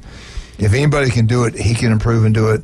When Jalen went to Oklahoma, it did happen. So I'm hoping with a new guy coming in, he does improve his passing game. Right. But if you can't sit back there and hold on the ball like he did. No. And he can throw it great long. He can throw it great short. In the middle, I don't know. Just like we were talking about the Super Bowl and Patrick Mahomes. But the difference to me, and I've never seen a transfer kid from Washington. I wouldn't know him if he walked through the door. But the dimension that Milroe adds is the ability to run and improvise. Yeah. And you can't overlook that. You can't. I mean, that's a big skill that you either have it or you don't. He's probably the fastest guy on the field for both teams when he's out there. We'll see. It'll be interesting to see how it all develops. And I'm curious to see how does he tweak his offense when you got a running back can run like that. Not just sit in the pocket, put a running package in with him. If you do that. While at the same time trying to develop the guy behind him that's not a running quarterback. So that's the boy that transferred from Indiana, and went out there. He ran the ball a little bit more, I thought, at Indiana. He was a little athletic, but he certainly wasn't Jalen Milroe. Yeah, and they don't want him to run. They want him to be in the pocket. Those great receivers. And we all know, a lot of people are saying now, hey, Coach, you run the offense. It's yours. You call the plays. I'm against that. I think you need to bring somebody out having a scapegoat because they're going to get after him, man. I know Alabama fans. You let him lose to Georgia week 2 or 3, whenever that is, whatever week it is. The last head coach to win a national championship and call the plays was Jimbo Fisher at Florida State. Yeah. So Ryan Day couldn't do it. I mean, Lincoln Riley can't do it. I mean, all these guys have had to hire outside offensive coordinators because there's so much on your plate as a head coach to concentrate that much effort on that. This reason I do believe some mistakes have been made in some departments of Alabama. I won't get into it right now. Right. Because he was so busy and drawn so many different directions when he first got there. I think he's shocked at Washington, being a head coach at Washington, then being the head coach at Alabama. There's no NFL teams in Alabama. Right. Every time you walk out the door, everybody's on top of you. I'm talking the media, boosters, everything. And he was shocked when we went down to the Senior Bowl, got out of the car, and they all attacked him. Right. He couldn't even go over and talk to a couple of buddies that work for CBS and things like that. So his time as management is going to be critical. And I do believe, and I'll talk about later, one mistake I think has been made there, but hopefully not. Even though I know it has, in my opinion. All right, let's talk about some of our great people. Anytime, day or night, your unit's just not working. It just shuts down in the summertime in July, August. In the wintertime, right now, quit heating your house. Call Stevenson Air Conditioning. Don't make a mistake and call somebody else. Call Stevenson Air Conditioning, a local company right here in Northwest Florida. Great people. Honest, good, hard-working Americans. They'll be out to your house. They'll fix the problem. They'll fix any issue you have. If you got an old, beat-up one and all you do is paying a lot of money in power bill, bite the bullet, get rid of it, get one from Stevenson Air Conditioning. They'll come out, they'll measure everything out, they'll give you options, what you should do, and you make the decision. It'll save you money and it actually pay for itself over a period of time. It will pay for itself with the money you save in your power bill. Stevenson Air Conditioning, #1. Thank you for the Alabama update. For all your real estate needs, South Oak Title and Closing, Chuck Tucker. J. Michael's Restaurant on Thomas Drive. Legendary place run by a local legend, J. Michael. What a man. Great person. Get out, J. Michael's. Tell him Coach sent you. We'll be right back. 104.3 ESPN Northwest Florida. We get back. Andy Burcham, the Auburn Tigers. Ha!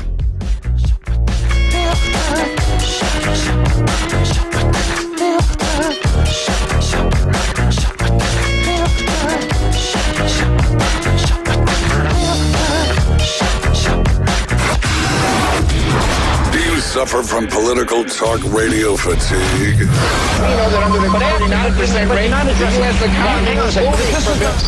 U.S. Tune into the most fun and exciting new radio show on the Gulf Coast. It's The Inside Drive with Ryan Mulvey. From the Bill Kramer Chevrolet Buick GMC and Kramer Marine Outdoor Studios. Middays 11 to 1 on ESPN Northwest Florida. Good morning. This is Joanna on ESPN Northwest Florida with your forecast on this Tuesday. Mostly sunshine this afternoon and evening with a gentle breeze around 9 miles per hour coming out of the north-northwest, and look for the high to be 59. Tonight there will be clear skies with the temperature reaching 43. Sunny tomorrow with a high of 62. Thursday we'll have a high of 63 and some sun. This weather is sponsored by Mid-South Lumber, the best little lumber yard in Panama City. Thank you for listening to ESPN Northwest Florida. Rely on it. Discover Kia at Bill Bird Kia. Let your New Year adventures begin in a new Kia Sorento. Bill Bird Kia has a few new 2023 Kia Sorentos left, and they will not last long. You get the savings and drive away today. Now offering 0.9% APR for up to 48 months on the purchase of a new 2023 Kia Sorento. Bill Bird Kia is the home of the 20-year, 200,000-mile warranty. Stop by and see us at 2435 East 15th Street or anytime at BillBirdKiaPanamaCity.com. We'll treat you like family and give you the peace of mind you can trust. Offer from Kia Finance America for the purchase of a new 2023 Kia Sorento with $2,122 per month per $1,000 finance for 48 months. Quantities limited, no down payment required. Cannot be combined with other finance offers. The 20-year, 200,000-mile warranty is a Bill Bird Kia warranty. Must see dealer for complete details. Offer for well-qualified buyers. Must take delivery from dealer stock through 3/4/24. If your neighbor, employer, or grandmother were traumatized by comments made on the Coach James Hale Show. One thing people aren't saying a whole lot about, and I'll probably get in trouble, but just wanted to take this moment to say, get bent. We're live from the J. Michaels Studio, ESPN Northwest Florida. Whoa! Hey! Don't ever do that again. Okay. That was wrong. Wildcat boy. Auburn update brought to you by Beefo Braves in Lynn Haven. And don't forget today, 4 to 7 over in Lynn Haven. The Hope Project, they're going to have a set up. Their horses out there right outside Beefo Brady's. You take your kids out there. They ride those little horses, and they got a bakery sale going on. It's all going to support the Hope Project. The veterans taking care of animals out there is really a great thing. And appreciate Pat and the Auburn update brought to you by Beefo Brady's in Lynn Haven. Now, you got Taylor Swift. We got something better. We got the man, the myth, the legend, the voice of the Auburn Tigers, Andy Bertram. Andy, how are you doing this morning? I have never been compared to Taylor Swift, and I hope I never am again. We know you're prettier. You're better in every way, buddy. Speaking of that, let me just say this real quick, all right? I thought all of the publicity surrounding her and Travis, I thought it was terrific. And some folks, I think, need to get a life if they think that that's a bad thing. I don't think that's a bad thing at all. I thought it was terrific. Yeah, there you are. I'm okay with it. Wildcat now. He there's my like hot take of the day. Yeah, Randy, I'm with you. You're highly intelligent, very successful. We have somebody else in the studio disagrees. I am neither, but that's fine. Take that, Wildcat. At the end of the day, it's entertainment. No. They're entertainers. It's just made for television football commercialism. I don't know. It's Sure, I think they took advantage of it. Yeah, they did. They were smart to do so. Absolutely. Speaking of that, Jim, how many people watch the Super Bowl? Yeah, we looked this up before. The Super Bowl the other day was the most watched television show in the history of television. There was 123.4 million viewers between TV and streaming, up from 115.1 last year. Wow. So it was a phenomenal success just from a viewer point of view. Knocked it out of the park. Unbelievable. And that's the reason they can charge whatever they want to charge for commercial. All right, we got Andy Bertram with us. Auburn. Speaking of Auburn, Andy, I'm looking at Auburn's athletic department. Let's talk about it. Softball team. They're ranked 25th in the country. Basketball team, and we got 12. By the way, we have, I think, 12 SEC teams ranked in the top 25 in softball. Basketball, Auburn's ranked 13th in the nation. We have 6 SEC basketball teams ranked in the top 25. Baseball. Did you look up baseball? Yeah. How many's the SEC got in there? So I think they got 8. 8? I thought we had probably more than that. What was Auburn ranked in baseball? I think they were ranked. Yeah, they were down at the bottom.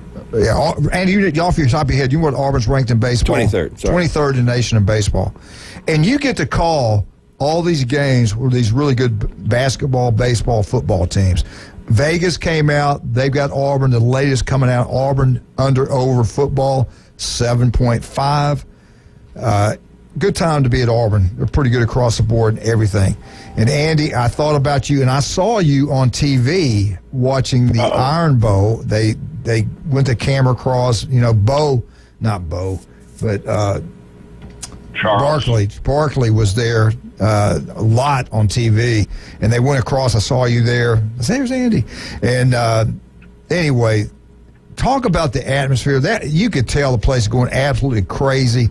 They crush Alabama. It wasn't even close. Talk about that game, something positive. Then we'll talk about Florida after that. Yeah.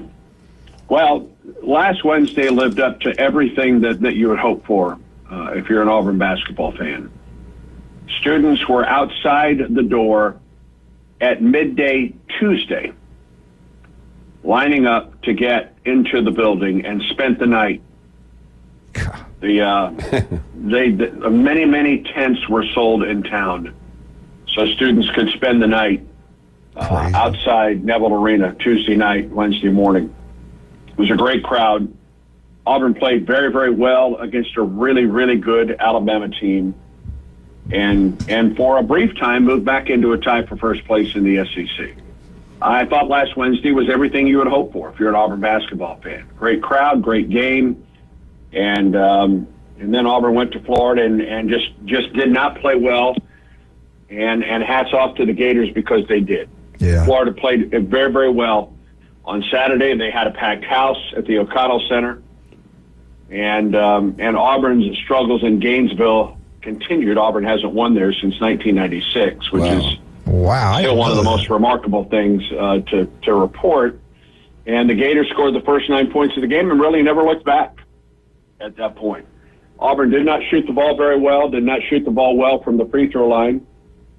Trailed by 29 at one point of the second half, cut that lead basically in half and lost by 18 and moved back into third place in the SEC and now gets ready for one of those first place teams tomorrow night here at 7:30 Central Time. And the surprise team, I think the best story in the Southeastern Conference this year is the team that Auburn plays tomorrow night, and that's South Carolina. No doubt. They're number one in the SEC right now. And I want to go back and talk about that Florida game. I watched them play Alabama, and I thought they'd be better in the country tonight. They're like one of the best teams in the country. Their defense was unbelievable. And then, Andy, but I've coached a long time. I've seen it. You play a huge rival game and then have to go play the next week on the road.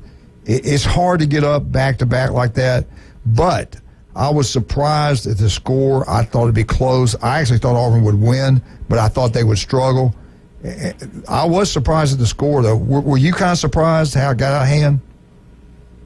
Yeah, a little bit. Yeah, yeah. I was surprised at the margin of victory for both teams last week that Auburn played in. Auburn's margin on Wednesday night and Florida's margin on Saturday afternoon in Gainesville. I just didn't know if Auburn could play the defense needed to hold Alabama down and in the process play Auburn's brand of offense well enough. I thought Auburn would win the game. That did not surprise me. Yeah. The margin of victory surprised me. And then on the other hand, I was just as surprised at the margin of victory for Florida on Saturday. So yeah, both games surprised me, James. Yeah. And now, not only you got South Carolina, and then the next one's Kentucky. But the Kentucky game at home? Yes, oh, thankfully. Good. Okay. Yeah, well, I'll be honest with you. Auburn hasn't won in Lexington since '88. Andy, I didn't realize. 86, the last time they won a game in Gainesville? I didn't have no idea that. 96. 96, okay. Golly. 96 is the last time Auburn won in Gainesville. Yeah. And the last time Auburn won in Lexington was 88. Yes, Kentucky plays here. Tomorrow night, it's Auburn, South Carolina at 7:30. And then game day will be here Saturday. All right. Auburn and Kansas are the only schools in the country where game day has been in each of the last 3 years. Wow. And Auburn will host Kentucky. It's a 5:30 start, so our coverage begins at 5 o'clock on Saturday. So two really, every game that Auburn plays from now on is a huge game. But from a national perspective, these are two very, very big games this week, with the first place team in the SEC in South Carolina in town tomorrow night, and then, of course, Kentucky and all the lore and the rivalry between these two schools on Saturday. So two huge games coming up this week at Neville Arena. Andy, I forgot which guy I was talking about. It was on Sports Center. I think it was on ESPN Sport. I'm pretty sure it was on that. They were talking that the Iron Bowl of basketball is not now just a big game in the state of Alabama, a big game in the SEC. This has become a national game. And they were talking about the atmosphere at Auburn, which is incredible. Was the atmosphere down in Gainesville similar to that? Were they pumped up down there? Yeah, it was terrific. Yeah, they were lined up when we got there. Hats off to the Gators. I mean, they did it right. They played an extraordinary game. The place was filled, well over 10,000. And that's a Florida team, by the way, that is, don't be surprised if they're not in the NCAA tournament at the end of this year. They're much improved. Wow. In Tom Golden's second year. You know, that was a great crowd. And now, guys, not only is Auburn playing at sellouts at home, and this tomorrow night will be the 52nd, and then Saturday will be the 53rd consecutive sellout. Wow. at Neville Arena. Crazy. But now where Auburn goes, those games are now becoming sellouts as well. It was a sellout at Alabama. It was a sellout at Ole Miss. It was a sellout at Florida. We'll see if it's a sellout when Auburn goes to Georgia a week from Saturday. So, Bruce Pearl, when this got rolling for the Tigers, Bruce Pearl was the one that said it's easier to get tickets to Auburn games on the road than it is at home. And now it's really becoming tough to get tickets for Auburn games on the road as well. Unbelievable. Well, all right, Andy, our time went by quickly. Real quick, we got about a minute and a half. What did you think about the Super Bowl? Were you pleased? I thought it was a good game. Well, I thought it was a good game for the second half. I thought the first half was a little bit slow. But, I mean, we had family over, and we watched all the festivities, and Usher and all his friends at halftime, and I thought it was a terrific game. I thought it was a terrific game. I thought Jim Nance and Tony Romo did a really good job with the call, and CBS had to be pleased. The NFL has to be pleased with the numbers that you guys were just talking about as far as the viewership is concerned. And, it was really, really good Super Bowl. Really good Super Bowl. And I'm not the biggest NFL fan. I mean, I rooted for two teams in St. Louis that both left. So for me to watch a full NFL game, it takes something like the Super Bowl to do it. All right, the legend. All right, listen. I hope we talk to you next Tuesday. We talk about two big wins because I do. I think Auburn wins both at home. They're just a different team at home. Thank you so much for coming on. We'll talk to you next week. War Eagle, baby. My pleasure, guys. War Eagle. The legendary Andy Burcham. I love that guy. Great guy. All right, let's talk about some of our great people. Beef O'Brady's Lynn Haven. Thank you, Pat Perno, our city commissioner of Lynn Haven, does a great job. At Beef O'Brady's, don't forget, Beef O'Brady's today, 4 to 7. The Hope Project. Get out there with your kids. From 4 to 7, they're going to have horses out there. It's going to be really cool. They got a huge bakery sale going on. All supports the Hope Project. So get out to Beef O'Brady's. Have a great time. Don't forget tomorrow, 10 wings, drinking aside for only $9.99. Can't beat that. Also, a brand new restaurant, Charlie Corn's Place on 15th Street. Everybody knows Linda and Charlie. They've had a place since 1986. They know what they're doing. The food's incredible. That home cooking. They got lunch specials weekly, beef tips, chopped steak, spaghetti, meatloaf, you name it. They got it. It's incredible. Get out to Charlie's Corn's Place on 15th Street. Woo, we'll be right back. 104.3 ESPN.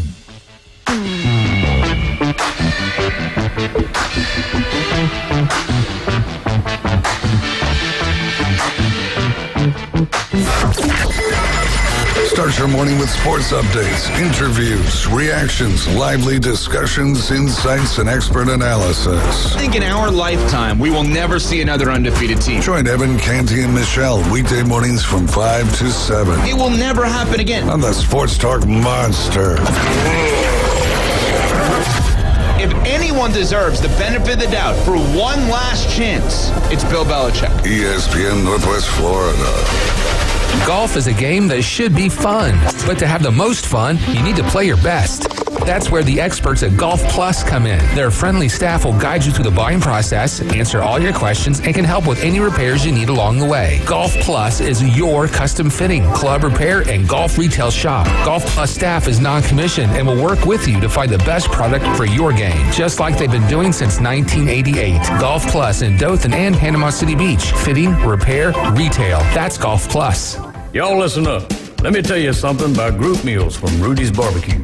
It's got all you need for all the folks you gotta feed, smoked meat, sides, and more. There's everything down to the tablecloth, just like the one that you see at the store. And a bridal shower, it's better than flowers. And a long distance meeting, it'll pass the hours. It'll feed all the cousins at a family function. It's better than potluck at a church luncheon. Next time you need to feed 10 or more, call and order a Rudy's group meal. Next in line.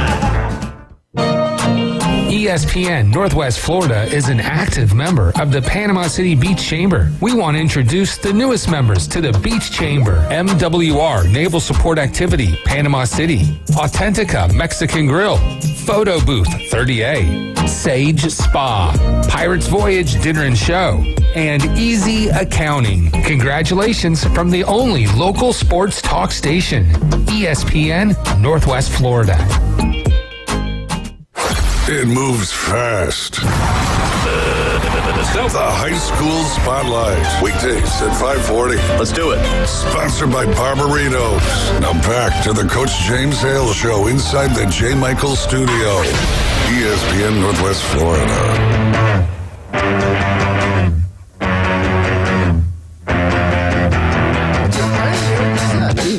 And we're back. 104.3 ESPN Northwest Florida.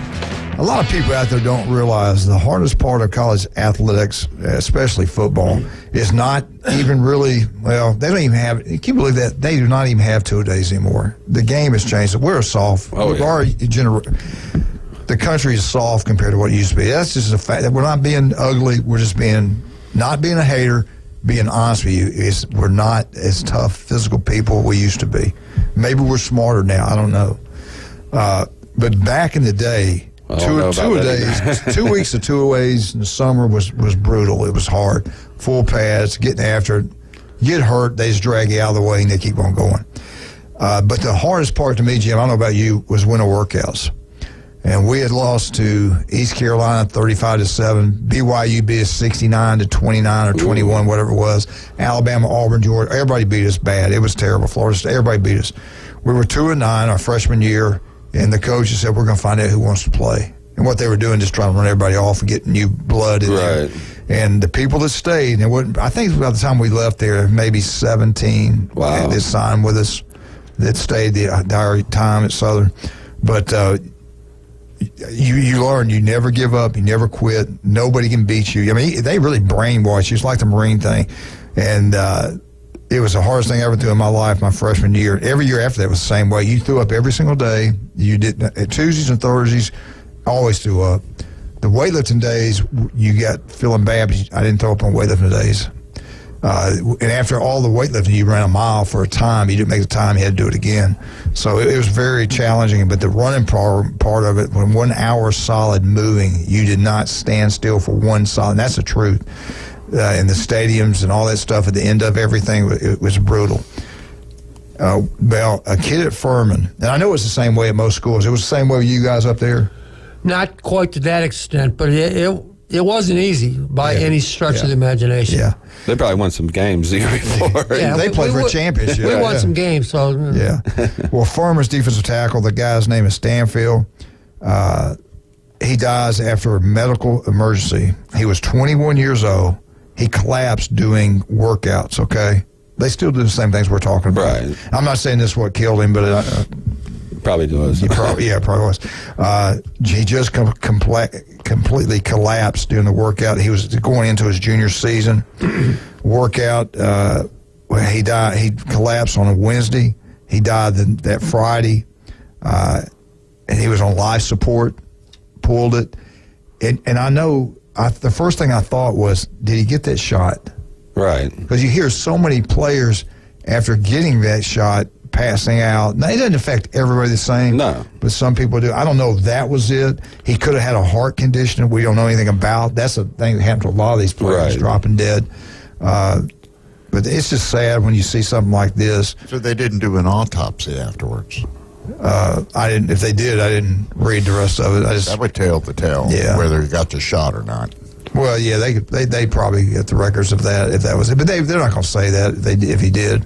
Yeah. But it's just sad to see a young kid playing college sports drop dead of a workout. I just have to believe it's something medical that's maybe in his history. I mean, nowadays, you said, the winter conditionings, even the summer programs aren't as tough as they used to be, and it's not like it's 100 degrees out, so I'd like to know some more information about that, because it's usually explained within a medical history, heart condition, something that they may have caught late or something. But it's most of these incidents, unless it's very rare that it's just pushing a guy too far. But that's what a coach is there for, to push you beyond your limits. To win at that level of physicality, you have to be pushed beyond your limits. I had some guys that played Coach Bryant. Johnny Davis was a fullback. Mike Brock grew up with Mike. He was offensive guard, and he was a walk-on. Made it started, blew up when he got to college, did really well. I think he made all SEC. They won, I think, a couple national championships when he played. But he said Coach Bryant would tell him when they start these workouts and practice, he'd always tell them, push yourself hard as you can, drive it, how you talk. And he goes, the human body was shut down. You won't die. Do what we tell you. Work your tails off. You won't die. Your body was shut down before you die. And they were all like, God dang, man, he's going to kill us. Right. Like what he put us through. Their winter workouts were legendary. I mean, they threw up all the time. That's back when they used to. We did that too. They put a piece of tape on the back of your shoe and call 2 names out, 2 numbers out. You run and meet and fight, get it off any way you can. It was just crazy, but and nobody died. So I'm like you, either the shot or something else with your heart. It's usually explained through some medical history. All right, I want to talk about this a little bit. A couple things here. UCLA hires a former Bruins star, Chip Kelly, offensive coordinator, leaves and goes to Ohio State as the offensive coordinator. He was the head coach.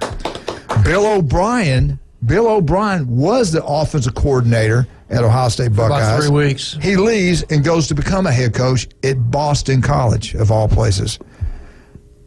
Thank you. I'm agreeing. Y'all don't realize the best thing ever happened to y'all was him getting the head coach at Boston I agree College. 1,000%. Your upgrade was 100% better, in my opinion. He landed saying, now you got Oregon that comes in that has the same concepts on offense as Day. And everybody's like, oh, Chip Kelly's offense, this, that, the third. It's not going to be Chip Kelly's offense. Chip Kelly's going to be calling Ryan Day's offense. So I think it's a perfect fit. He'll have a tweak or two. Right. But he won't have to recruit. He's not going to have to manage a full football team. He's coming in there to focus on the offense so he can get back to the NFL. I think it's a great hire for Ohio State. Well, what about UCLA? Deshaun Foster, former running back, played at UCLA, played in the NFL from 2002 to 2008, started coaching back in 2013 with UCLA. Then in 2016, he was assistant at Texas Tech. He goes back in 2017 to UCLA, becomes their running back coach. He was a second-round draft pick. What team did he play for? I want to say the Oakland Raiders. I think he went to Oakland. I don't know. 2002 NFL draft. Now he's back. He's going to put his staff together at UCLA. Back now, running the all-season program. They hired him quickly. My question to you guys, what did you think about this hire? I don't know much about him. Oh, about Deshaun Foster? Yeah. As far as coaching ability. I kind of remember him as a player, but here's the thing. We all know this in this room. UCLA isn't what it used to be. No. Nobody goes to their games. The reason that Chip Kelly left there is he kind of put like a wish list, kind of like Jimbo Fisher did to the administration, and he got shut down. Right. And he said, okay, I know where I can go. And according to the sources that I've heard, they went to Chip Kelly first, and he turned them down because he was still at UCLA because, guys, I still got a job. Right. Then they got Bill O'Brien, and he left, and Chip goes, I know where I'm going. Right.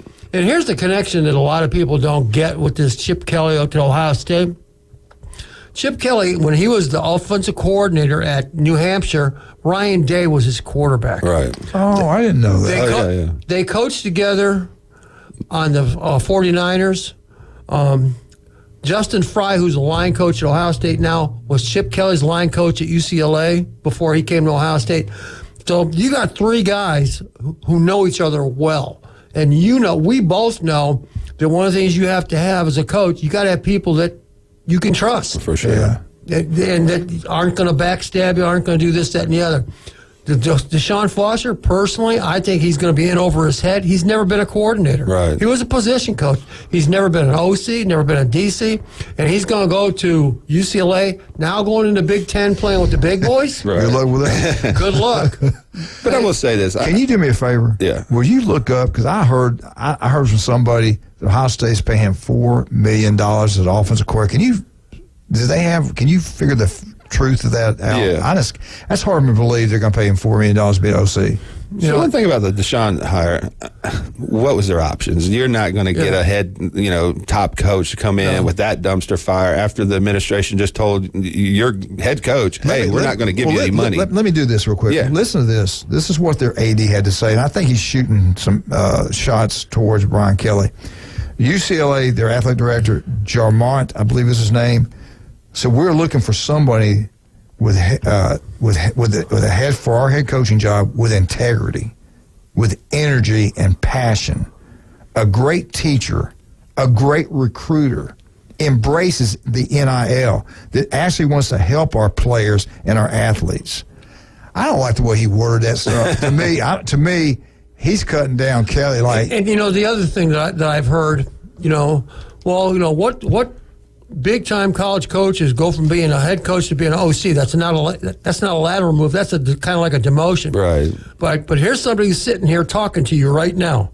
Okay, when Arnold High School opened up, I was the head coach at Bayside High School in Palm Bay, Florida, and being an assistant at Arnold was a million times better than being the head coach there. Just because you're a head coach somewhere, people always say, well, you got all the bells and whistles, you're the head coach. But there's a lot of crap that goes with being a head coach, and a lot of people aren't cut out. I'll admit, I was a better assistant than I was a head coach. And I did okay. Right. But I was a much better assistant than I was a head coach. And Chip Kelly, he's got a dumpster fire at UCLA. It is. Nobody even goes to their games. Nobody goes to their games. Their recruiting was 87. 87. Well, at UCLA in Los Angeles, California, 87. If you really want another job or being even an offensive coordinator in the NFL, do you think losing 10 games at UCLA next year or maybe winning a national championship at Ohio State is going to get you to that next step? Well, he knew that they can't compete in the Big Ten. That's why he left. Exactly. He went to the administration, like he said, like Jimbo said, look, we need A, B, C, D. That's going to cost this much money. And they looked at him like he was from a different planet. We're like, what are you talking about? It's football. Get out of here. So that's when the writing was on the wall. I thought he was going to hang around so they'd fire him so he'd get the buyout. At the end of the day, I have a little bit more respect for Chip Kelly because he basically said, look, I'm leaving. Forget the buyout. I'm not going to wait for you to fire him. I have a better opportunity here. This is where I want to be. So he went ahead and left and allowed UCLA to save that money, which I think Ohio State paid the buyout. So he's making $2 million a year at Ohio State, but they paid the $1.5 million buyout to UCLA. And it's a 3-year deal. I think so. Yeah, it is. I don't expect him to be there 3 years. Though. Yeah, but if he is, he'll make $6 million. Right. He was making he's making $6 as a head coach. He's losing about $4 million. But I bet his health will be better. He'll be happier. I get it. They're not going to compete in the Big Ten. And here's the other thing too. We both know, as a head coach and a coordinator, their responsibilities are light years different. Right. They're completely different. And I'm sure Ryan Day's going to be like, look, I want you to recruit a little bit, but we got this. You know what I'm saying? Heartline's got receivers. I got quarterbacks. Do your thing. Right. All right, let's take a break. Let's talk about some of our wonderful people. Dr. Ward will be with us tomorrow at 7:30. Don't forget, 1 in 5 develop skin cancer. It can be deadly. Protect your skin. If it doesn't look right, feel right, I don't care get checked at least once a year if you're younger. If you're older, you probably want to get checked twice a year. Dr. Ward has offices throughout Northwest Florida. The guy does an incredible job. He has worked on me several times. He's helped me so many times. And they're having that big giveaway, right? You okay? What are you doing? Oh, okay. Anyway, go see Dr. Ward. And if we're going to go buy a gift somewhere, where are we going to go, Wildcat? David Adamson, right over there. While you're over there at Beef O'Grady's, you just drive up the road just a little ways, another block up the road, and go to the David Adamson Jewelry. Go in there, and first you got to console Klinger for losing the NFL game, and then you're going to pick out your wife's favorite piece of jewelry. You can also take jewelry in there and have it appraised so that you can get it insured through Jim Dickerson. Yeah, absolutely. Jim Dickerson is #1 agent around from State Farm. The guy's incredible. Dr. Chad Mitchell, any kind of injury, you out run around going to all these different places, you slip, fall, get hurt, go see Chad Mitchell. The guy is incredible. Rudy's Barbecue on Bat Beach Road, can't beat it. It's unbelievable. Go check it out. Breakfast, lunch, or dinner. Or all three. Paparazzi Gourmet Deli. John does a great job down there. Go have a wonderful time. Pro Pest Control #1. Not even close. We'll be right back with a legendary Kentucky Wildcat on the board. 104.3 ESPN Northwest Florida.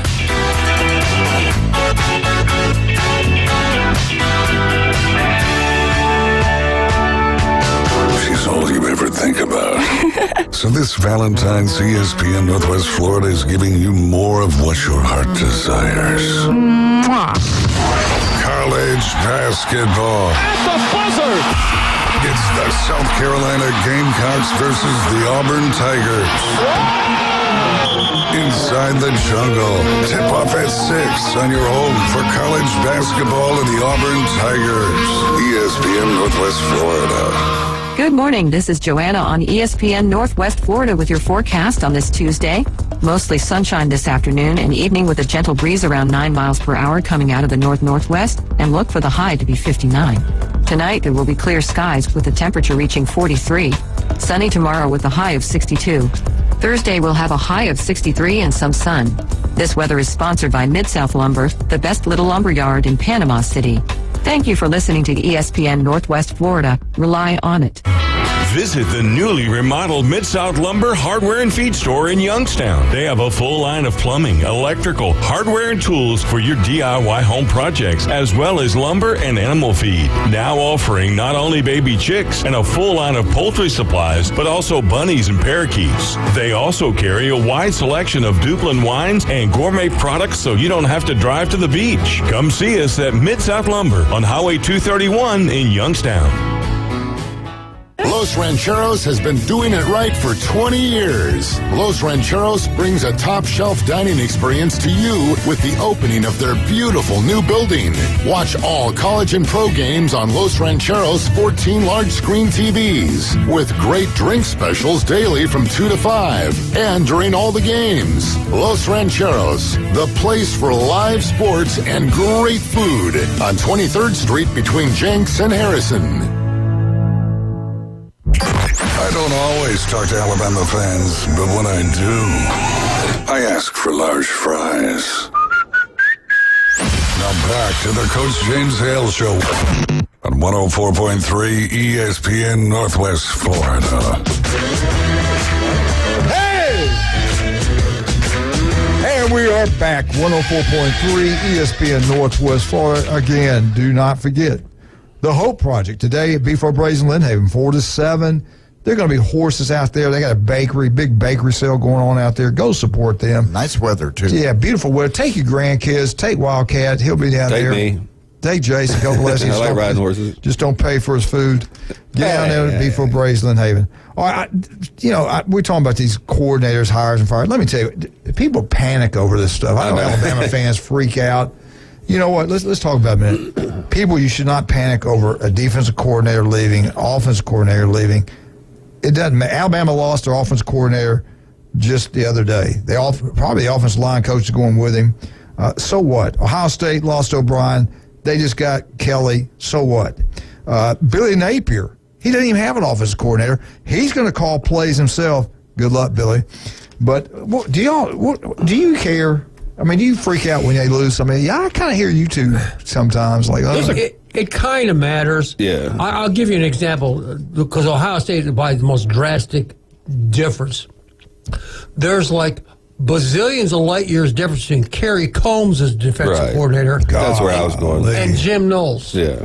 I mean, that's light years difference. That is a joke. So it can make a difference. It can. But if you got guys that are both kind of quality guys like O'Brien and Chip Kelly, not much experience too. Seeing so many different types of offenses.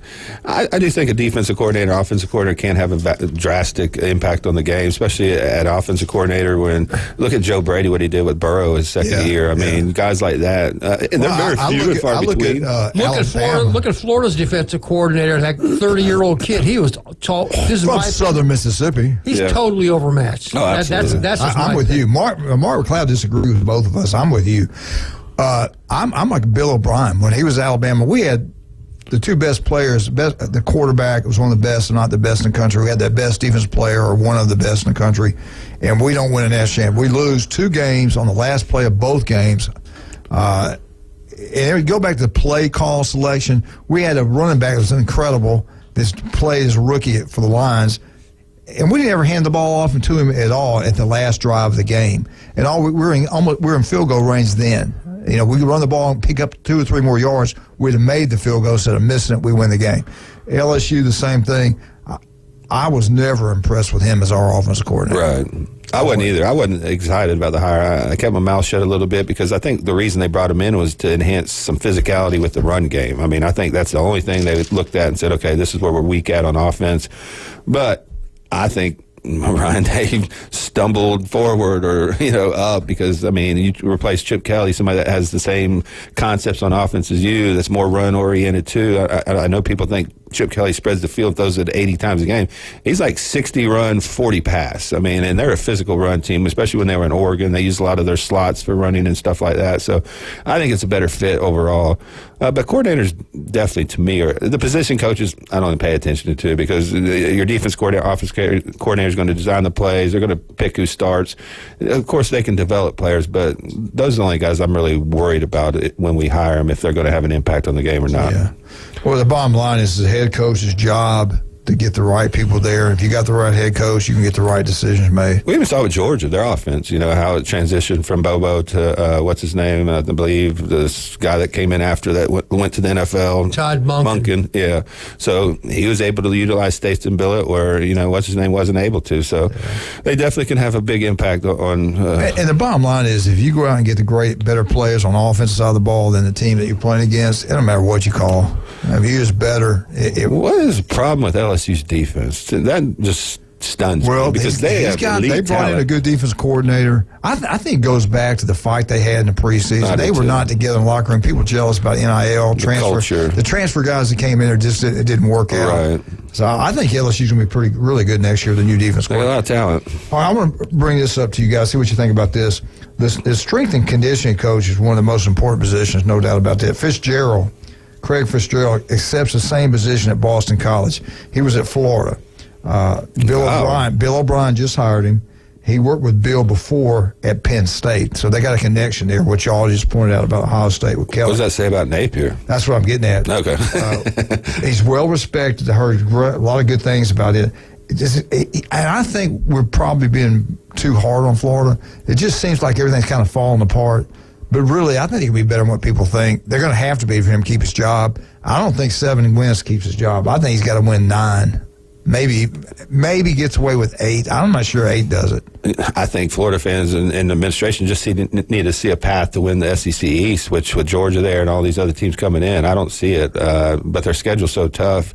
Whether you think Napier's a good coach or not, I just don't see them succeeding this year. Yeah, so. And the other thing, we all know, it's not just if you lose, it's how you lose. What do you look like when you lose?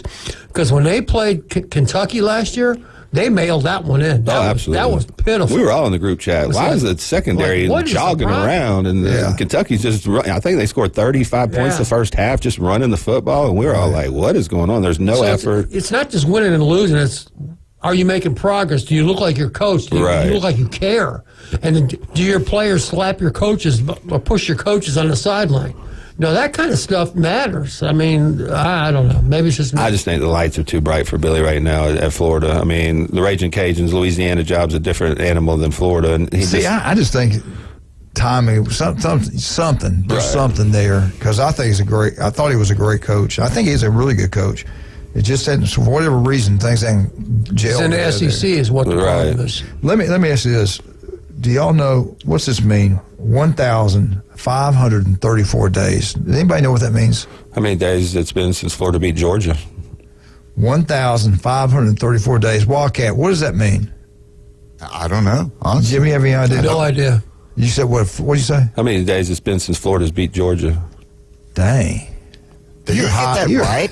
He's highly intelligent. He wasn't looking at the internet or on his phone or nothing when he answered that. But I got to hear he knew that. Coach Moon talk some smack to. It's been 1,534 days since Ohio State beat Michigan. I'm going to throw up. No, I knew I would get you. It actually hasn't been. You got to put an asterisk on that. Since Michigan beat them cheating.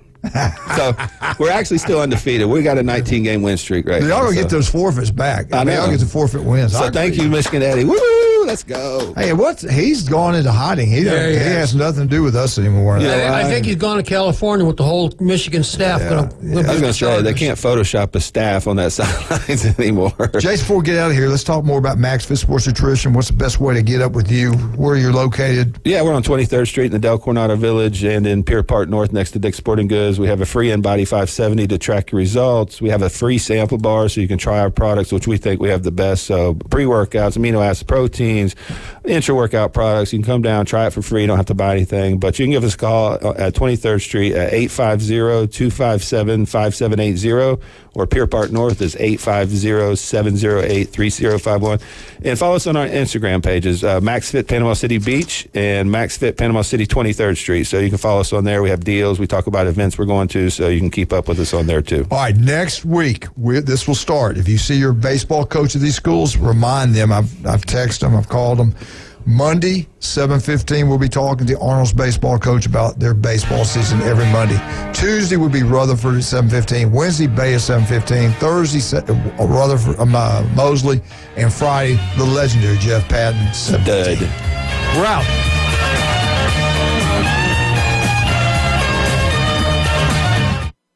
She's all you ever think about. So this Valentine's, ESPN Northwest Florida is giving you more of what your heart desires. College basketball. At the buzzer! It's the South Carolina Gamecocks versus the Auburn Tigers. Inside the Jungle. Tip off at 6 on your home for college basketball and the Auburn Tigers. ESPN Northwest Florida. Good morning. This is Joanna on ESPN Northwest Florida with your forecast on this Tuesday. Mostly sunshine this afternoon and evening with a gentle breeze around 9 miles per hour coming out of the north-northwest, and look for the high to be 59. Tonight there will be clear skies with the temperature reaching 43. Sunny tomorrow with a high of 62. Thursday we'll have a high of 63 and some sun. This weather is sponsored by Mid-South Lumber, the best little lumber yard in Panama City. Thank you for listening to ESPN Northwest Florida. Rely on it. Bestway Portable Buildings has been your portable building specialist since 1989. Before you invest your hard-earned money someplace else, owner Jason Mulder invites you to stop by Bestway and get a quote on just about any size building. And whether you buy with Bestway or not, it's worth the trip just to meet Bestway Buddy. Say hello, buddy. Good boy. Bestway Portable Buildings, just north of Harts Marine on 231, and online at bestwayportablebuildings.com. The best in portable, period. Tell them Buddy sent ya. Love is in the air at Tracy's Fine Jewelry, and do we have a sweetheart of a deal for you? All diamond heart jewelry is on sale for 25% off. All color gemstone jewelry is 60% off at Tracy's Fine Jewelry. We also have a large selection of gold, silver, and estate jewelry that is sure to melt her heart. Folks have trusted us for 50 years to make their Valentine sparkle. This year, make it sparkle even more with a sweetheart of a deal from Tracy's Fine Jewelry. College basketball lives here. WGSX Lynn, WVLQ Port St. Joe.